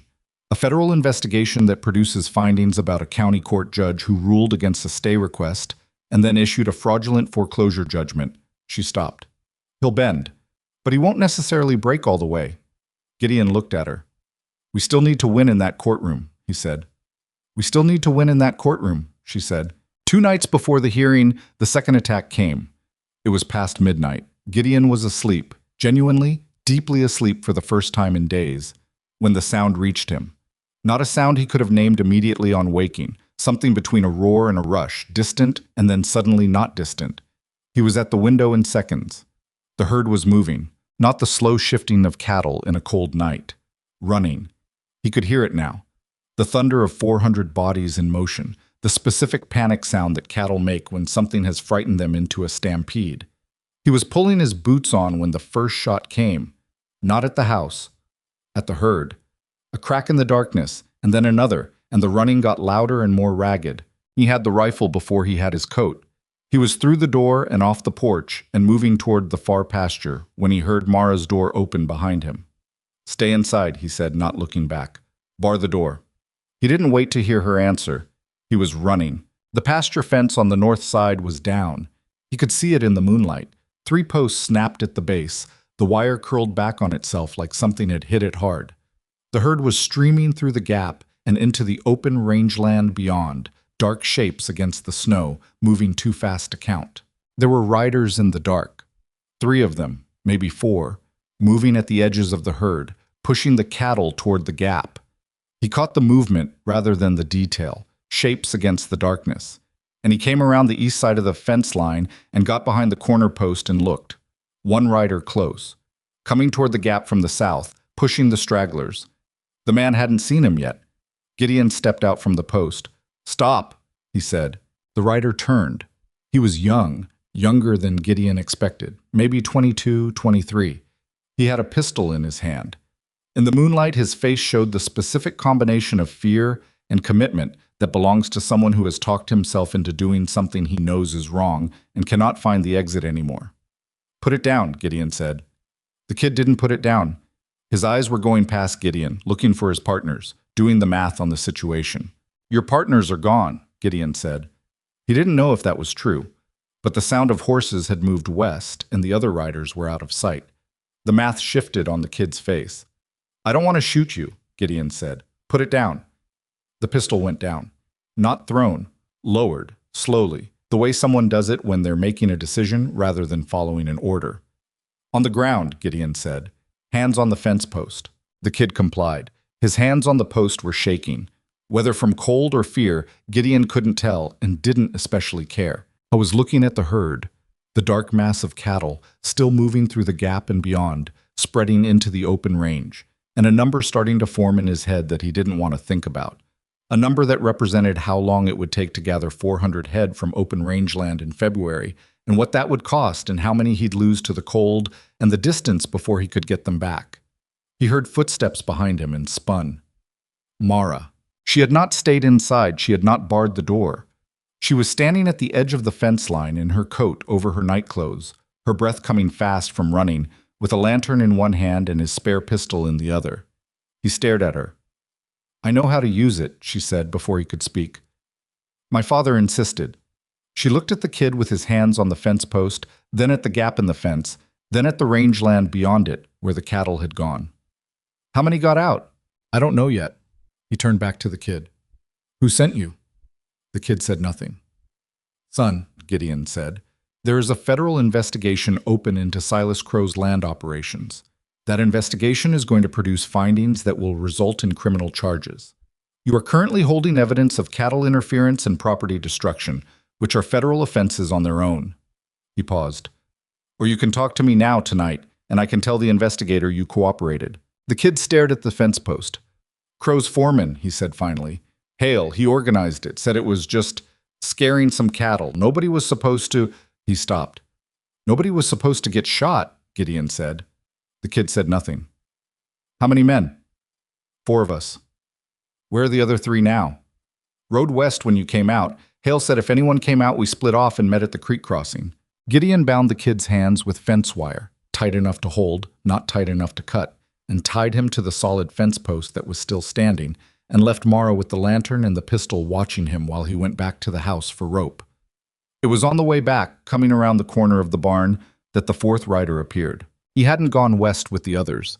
He'd circled back, moving quiet, coming in from the barn side, and he came around the corner of the barn at the same time Gideon did, and they nearly collided in the dark. And the man had a rifle up, and Gideon had a rifle. And for a half-second that lasted a very long time, they were 6 feet apart with both guns raised and nobody firing. The man fired first. The shot went wide. Not by much, but wide, which meant either he'd flinched or Gideon had moved without knowing he'd moved. Gideon felt the air of it, the specific sick feeling of a bullet passing close enough to leave a mark on the air. He fired back. He hit the man in the shoulder. The rifle dropped. The man went down sideways against the barn wall and sat there making a sound that was not a scream. Too controlled for a scream, too involuntary to be anything else. Gideon stood with his rifle up for 3 seconds, listening. No other movement. No other sound except the man against the barn wall and his own breathing. And far out on the rangeland, the receding sound of cattle that were now someone else's problem to collect. He lowered the rifle. His hands were steady. He'd noticed this before. In difficult moments, his hands got steadier, as if the nervous system had learned that this was not the time. The shaking would come later. He knew this about himself. He crossed to the man. Shoulder wound, bleeding hard but not arterially. He took the man's rifle, emptied the magazine, and threw it toward the fence line. Then he went back inside for Rags. Mara was at the barn before he came back out. She was kneeling next to the wounded man with the lantern, looking at the wound with the same focused, unafraid attention she brought to everything. I need cloth, she said without looking up. Something clean. I have it. He handed her the rags. She packed the wound without hesitation. The man made a sound through his teeth. Hale sent you, Gideon said, looking down at him. It was not a question. The man said nothing. Crow's foreman organized this, Gideon said. 4 riders. Cattle drive and destruction of property. He paused. You want to add anything to that? The man looked at him. He was in his 40s, and his face was the face of someone who had made a series of decisions that had seemed reasonable at the time. And here he was. Hale said Crow wanted the herd damaged, the man said. Said if the cattle were scattered before the court date, it wouldn't matter what papers the woman had. Mercer'd be too broke to fight. He paused. Nobody said anything about shooting. The kid with his hands on the fence post, Gideon said. He shot at the herd. That was... The man stopped. That was to keep them moving, not at anybody. Gideon looked at him for a long moment. You're going to need a doctor, he said. I'm going to drive you to town in the morning. You're going to talk to the federal investigator before you talk to anyone else. He paused. You help him. You're going to have a better outcome than Hale. The man was quiet. Crow left you out here, Gideon said. In the cold. With a rifle. You took a bullet for his foreman's plan. He let that sit. Hale's inside somewhere comfortable right now. Think about that. They got through the night. The man against the barn was stabilized, painful, losing blood more slowly now that Mara had packed it properly. The kid at the fence didn't try anything. The other 2 riders didn't come back. The cattle that had gone through the gap would need to be gathered, and Gideon already knew that was going to cost him a full day and probably 2 of Webb Coulter's men to do it right. But the fence could be repaired and the cattle were alive and he was alive and Mara was standing next to him in the gray pre-dawn with a lantern and his father's pistol and blood on the cuff of her nightgown from packing a wound without flinching. She hadn't stayed inside. He looked at her in the flat early light, her hair loose and her coat buttoned wrong from dressing fast, her face exhausted but completely present. "I told you to bar the door," he said. "You did," she agreed. He wanted to be angry about it. He found he couldn't locate the anger. "The pistol," he said. "Your father really taught you?" "He believed women should be able to protect themselves," she said. "Charles thought it was eccentric." She looked at the pistol in her hand. "My father was right about most things." He took the pistol from her, not to take it, but because her hand was shaking now. The after, coming on, the way it always did. He held on to the pistol and let her hand shake without comment, and she stood next to him in the cold and let it, because she also knew there was no stopping it. The sun came up eventually. It came up red at the rim of the eastern hills. The specific red that sometimes means weather, and sometimes just means morning is deciding to be emphatic about itself. In the barn, the animals were restless but settled. In the yard, 2 of Crow's men waited, one tied and one wounded. In the house, 31 pages of documentation waited in a neat stack on the table. In 12 days, now 2 days, the hearing. Gideon looked at the red sun, and then at Mara, and then at the gap in his north fence where his cattle had gone. And he felt something that was not quite peace and not quite readiness, but somewhere between the two. The feeling of a man who has run out of things to prepare and must now simply be present for what comes. He went to fix the fence. She went inside to make coffee and write down, in the neat, dense handwriting he'd come to know well, everything that had happened in the night, times, names, the words spoken by both men, the direction the writers had gone. A record. Organized. Ready. The hearing was in 2 days. Silas Crow had tried freight fraud, insurance fraud, fake vendor accounts, forged loan documents, a marriage trap, and now a midnight cattle drive with armed riders. He had not run out of the ranch. He had not been frightened off. He had not broken under the weight of 2 years of slow theft. And the woman Crow had sent to destroy him was sitting at his kitchen table preparing testimony that was going to walk into that courthouse and take him apart one document at a time. The morning of the hearing, Gideon couldn't ride. He'd known it since he woke up. Had known it, if he was honest, since sometime in the night when the shoulder wound from the ricochet he hadn't mentioned to anyone had stiffened into something that made putting his arm through a coat sleeve a 20-minute project. It wasn't the bullet. The bullet had missed cleanly. It was the fall he'd taken against the barn wall after the shot, the way his shoulder had caught the corner of the timber in the dark, and he'd ignored it because there were cattle to account for and men to secure and a fence to repair, and he was not a man who stopped for his own injuries when there was still work. I was paying for that now. Mara found him at the kitchen table at 5 in the morning, sitting very still in the specific way of someone who has discovered that stillness is the only position that doesn't hurt. She looked at him. She looked at the way he was holding his left arm. She set down the coffee she'd been carrying and said, "How bad?" "I can drive," he said. "That's not what I asked." "Bad enough," he said. "Not bad enough to matter." She crossed to him and put her hand on his shoulder. Not gently, not brutally, but with the direct professional pressure of someone assessing something. And he made a sound he hadn't planned to make. "You can't hold the reins for 2 hours," she said. "I'll manage." "Gideon." She moved around to face him. "I need you to hear me. You cannot walk into that courtroom and present testimony while managing pain that shows on your face. Crow's lawyer will use it. He'll make you look unstable. He'll ask you questions designed to catch you when your concentration breaks. And your concentration will break because you'll be sitting there trying not to show that your shoulder is—" She stopped. "Let me drive." He looked at her. "You know the road," she said. "You've told me the road enough times that I know it too."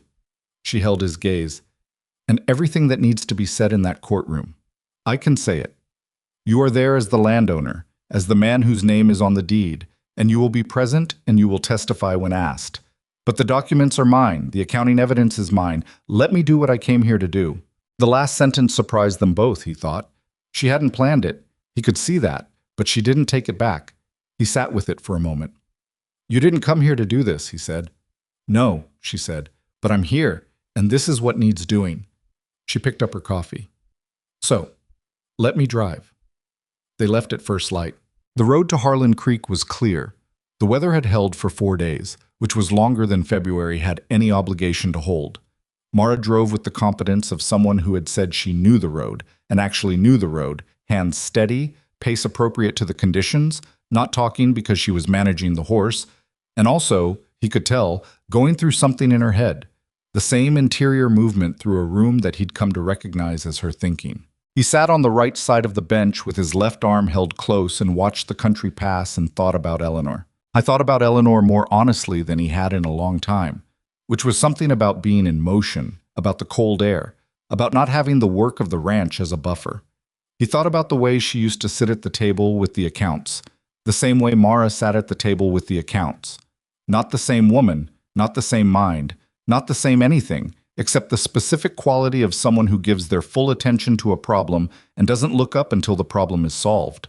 He thought about the 4 years since, the way he'd kept the ranch alive by refusing to stop moving, the way he'd turned the grief into fuel because he didn't know what else to do with it, and the fuel had eventually run low, and by last February he had been operating on something closer to stubbornness than purpose. He thought about a forged letter, about a scheme designed to humiliate him, about a woman stepping off a train into a crowd of people laughing at her, and the specific way she'd held her chin.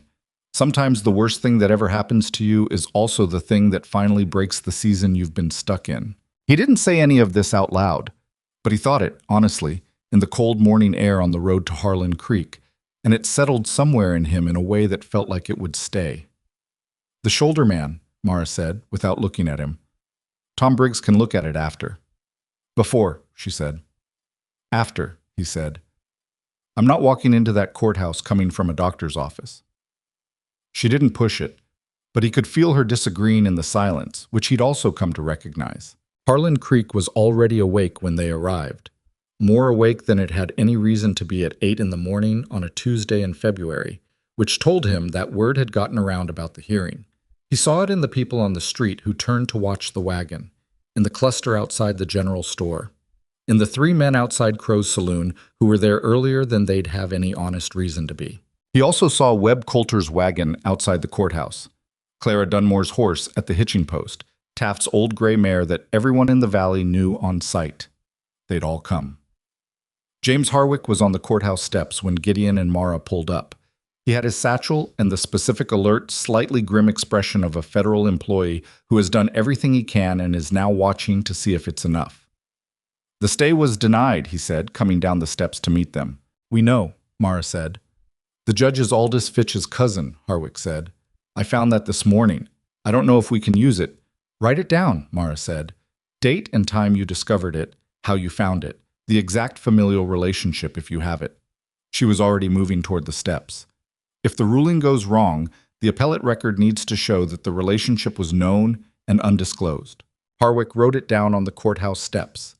He looked slightly stunned, in the way of a man who is used to being the most prepared person in the room and has found himself outpaced. Inside, the courthouse smelled like wood polish and old paper, and the particular tension of a room where people have assembled to watch something important happen and are not sure which direction it's going to fall.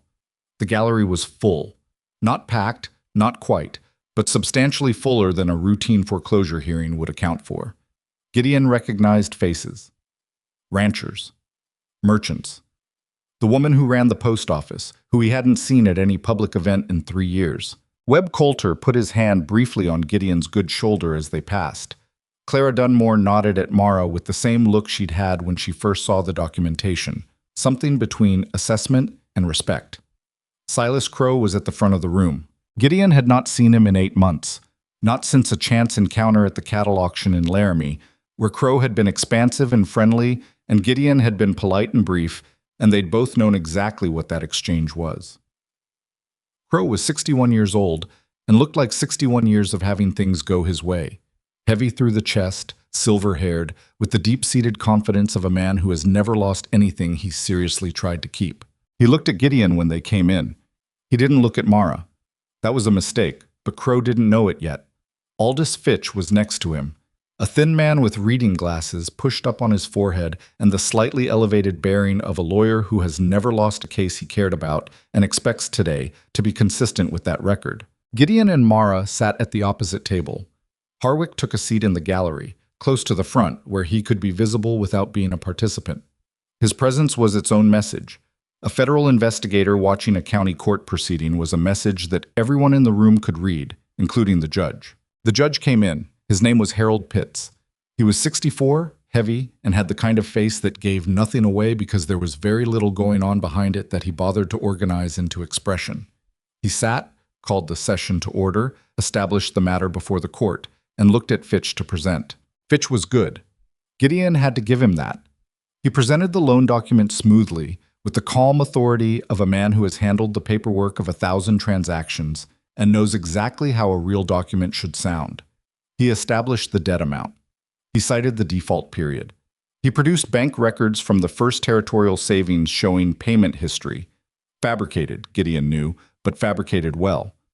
He spoke about the court's obligation to enforce legitimate financial instruments. He was organized and confident, and his suit was better than anyone else's in the room. When he finished, Judge Pitts looked at Gideon. "Counsel for the respondent," he said. Mara stood up. There was a sound in the room, not loud, but present, the specific collective adjustment of a room that has looked at something one way and been asked to look at it differently. Pitts looked at her over his glasses. Fitch looked at her for the first time, and something in his face tightened very slightly. Crow, at the opposite table, looked at her for the first time. "Miss Mara Whitlock," she said, "retained accountant and financial representative for the Mercer Valley Ranch." She set her document stack on the table and did not sit back down. "I'd like to begin with the loan document Mr. Fitch presented." "Miss Whitlock," Pitt said, in the tone of a man indicating that women at his bar were a novelty he'd tolerate within limits.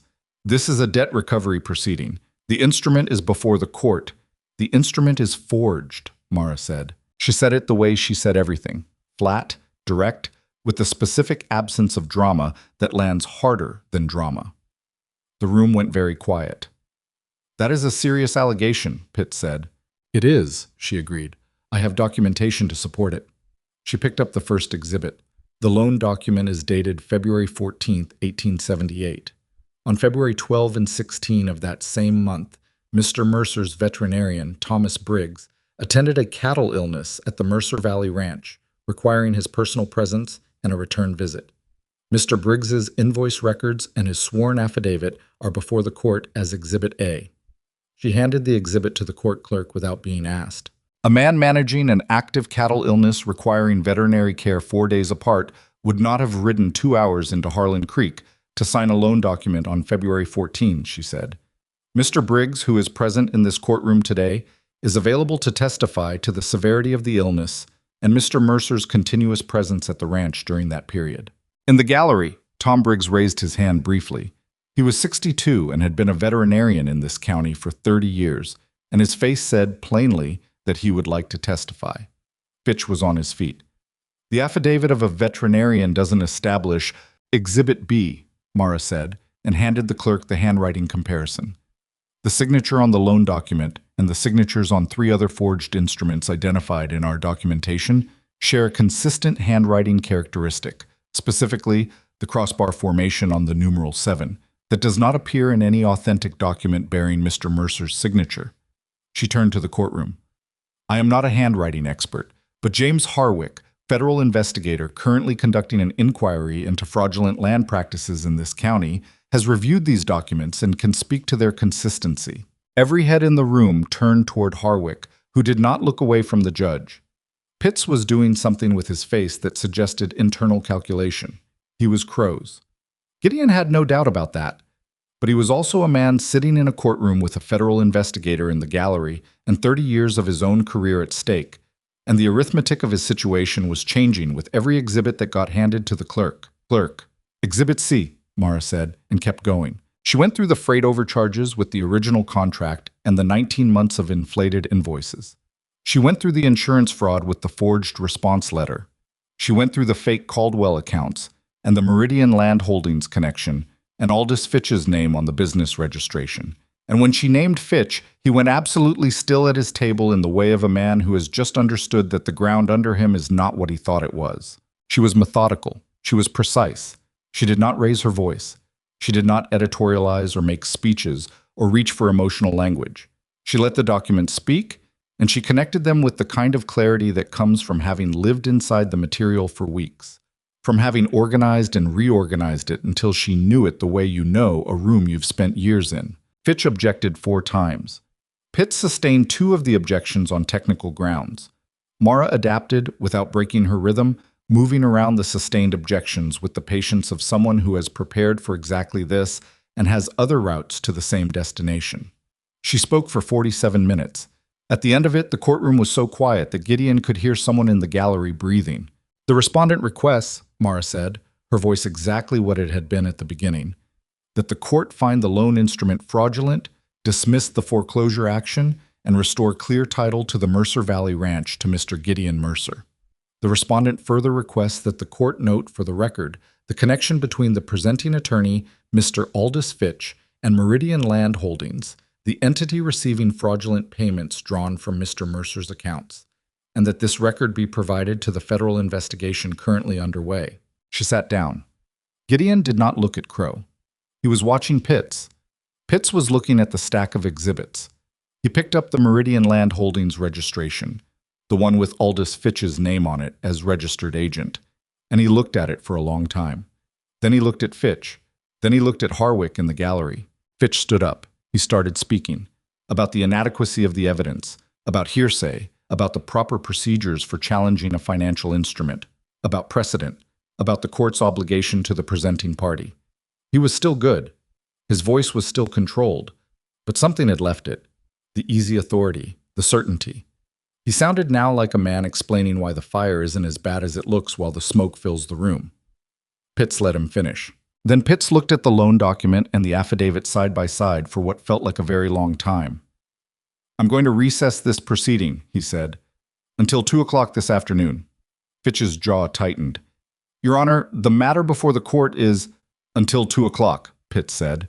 He collected his papers and left the bench. In the gallery, the room exhaled. Webb Coulter was at Gideon's side before he'd fully processed that the session had recessed. "That's not a ruling," Webb said quietly. "What does that mean?" "It means he's making a phone call," Mara said, just as quietly. Both men looked at her. "He's talking to someone, Crow or Crow's people, or someone above Crow, who has an opinion about how much exposure everyone is willing to accept." She looked at the stack of exhibits the clerk was organizing. The Fitch connection is the problem for them.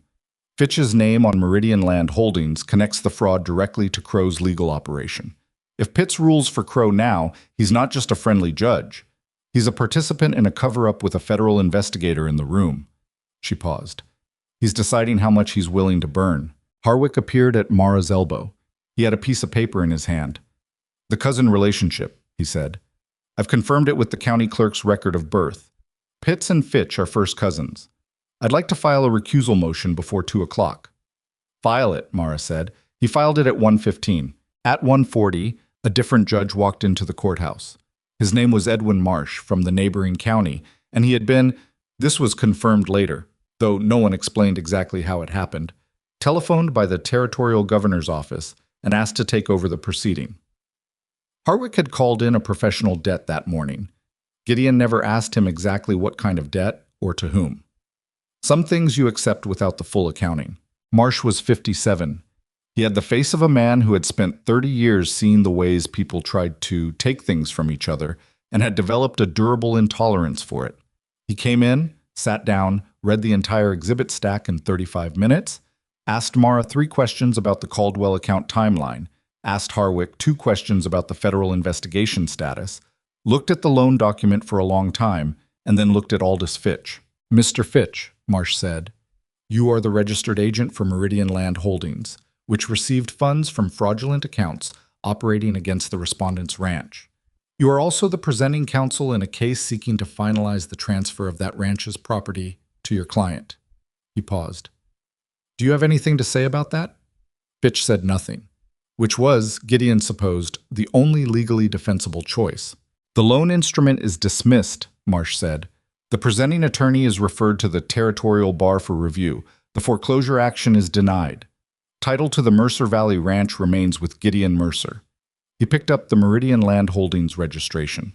"This and the accompanying exhibits are transferred to the federal investigation pending formal charges." He looked at the clerk. "Make sure Mr. Harwick has everything he needs." He closed his folder and stood up. It was that fast. 30 years of Silas Crow building, and it ended in a sentence that lasted about 40 seconds, in a room that went from silence to noise so sudden that Gideon felt it as a physical thing. He sat very still. Beside him, Mara was gathering the exhibits that hadn't been transferred to Harwick, the copies, the backup documentation, the pages she'd hold until she was sure everything was properly recorded. Her hands were steady. Her face was the face she had on when she was concentrating.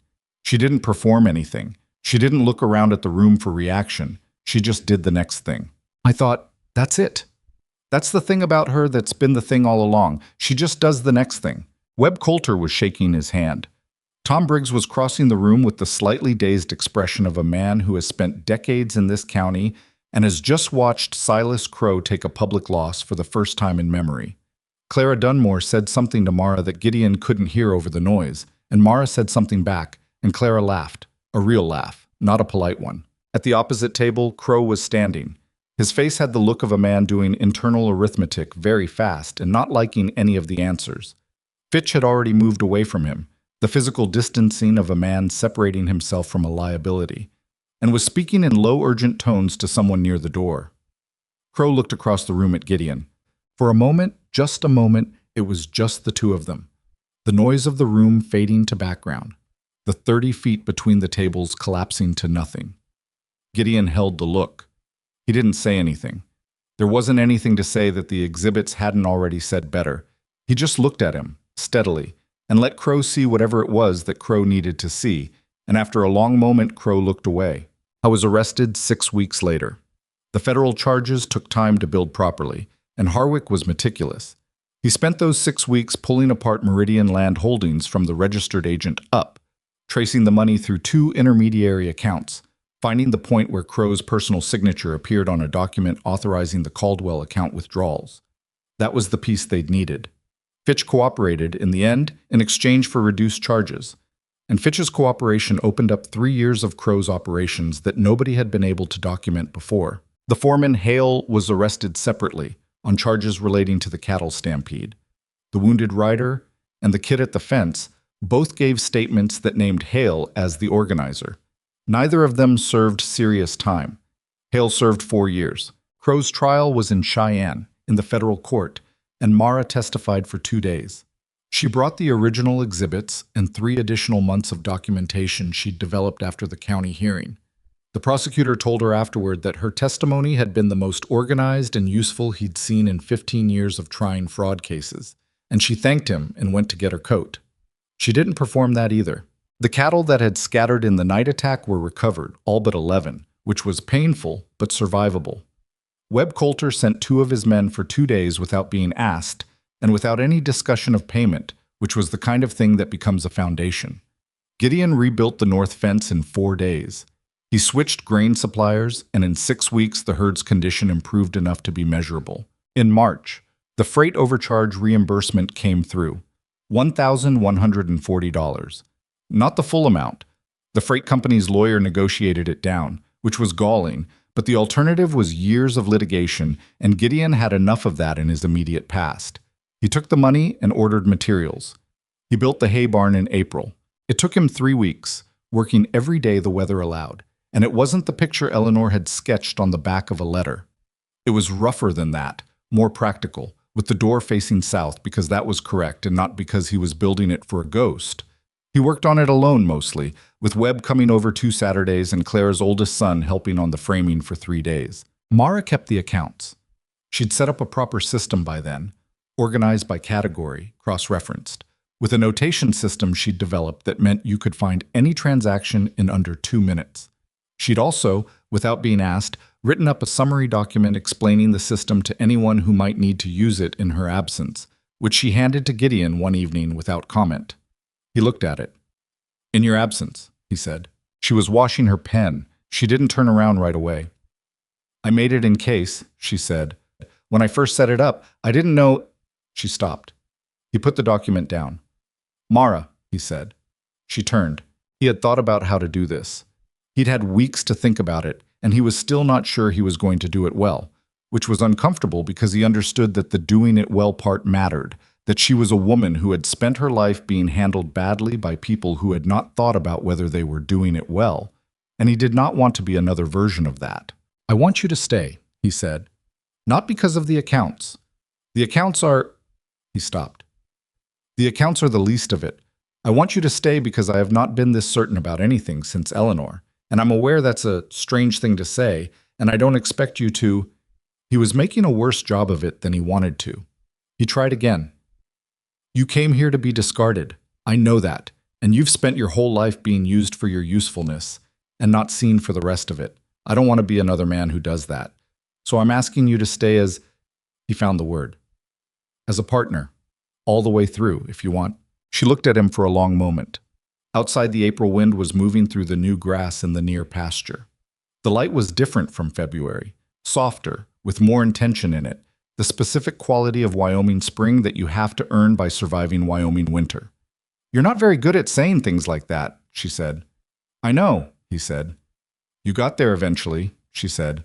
Something happened in her face then.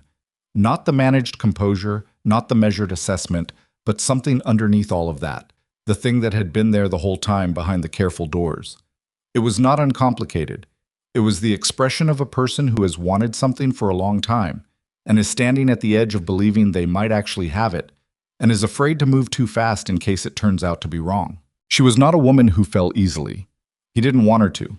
He wanted exactly this, the careful, real consideration of someone who did not give things away lightly.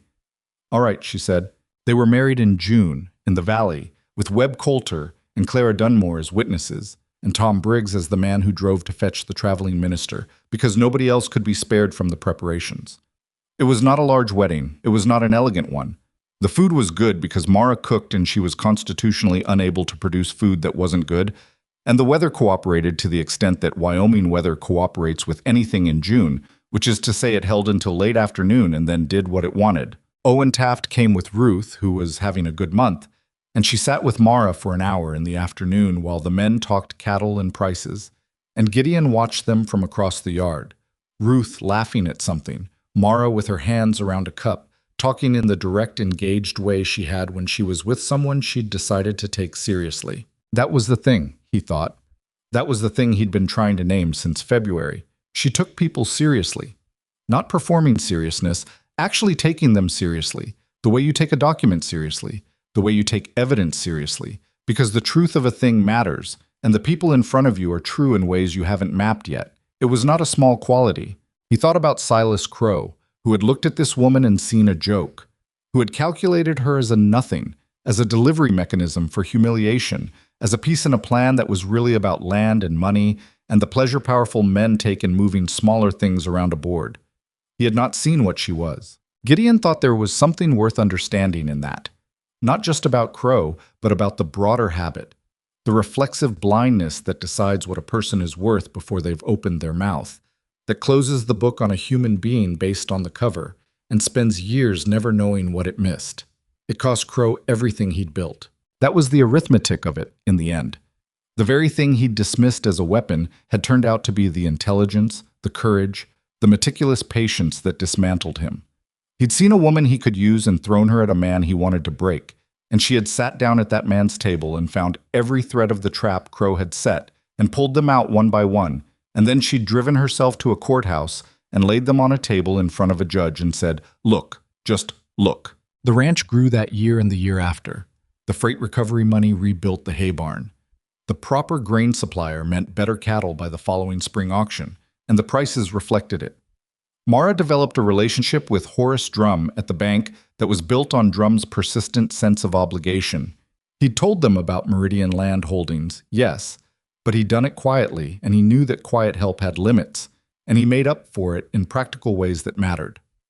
Reasonable loan terms for the land expansion in the fall of 1884. An introduction to a cattle buyer in Laramie who paid fair prices and kept his word. Clara Dunmore's water rights dispute was resolved by the federal investigation's findings, which established that Crow had been manipulating the county water allocation records for 6 years.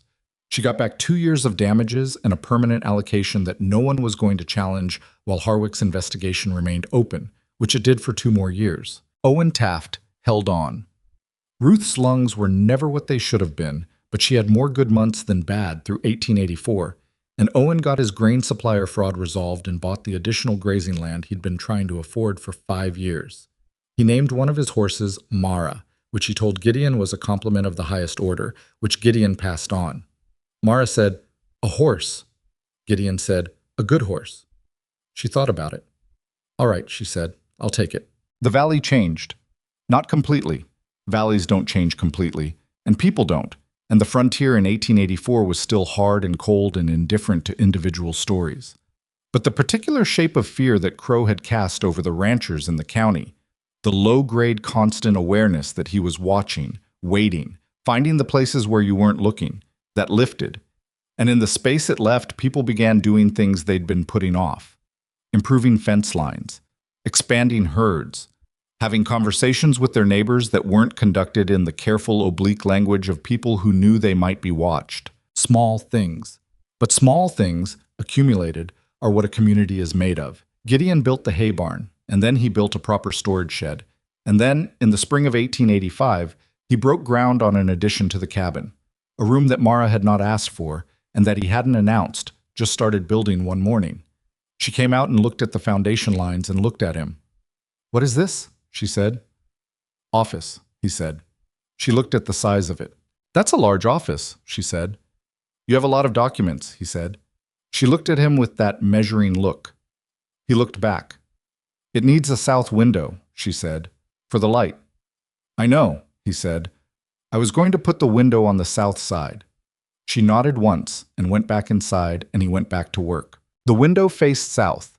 The light came in the morning and moved across the desk through the afternoon, which was where Mara sat with her account books and her careful, dense handwriting and her notation system that meant you could find anything in under 2 minutes.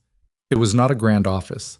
It had a crack in the plaster above the window that they never quite got around to fixing, and a draft in the northeast corner that required a specific positioning of the wood stove to manage, and a door that stuck in the winter because the frame settled.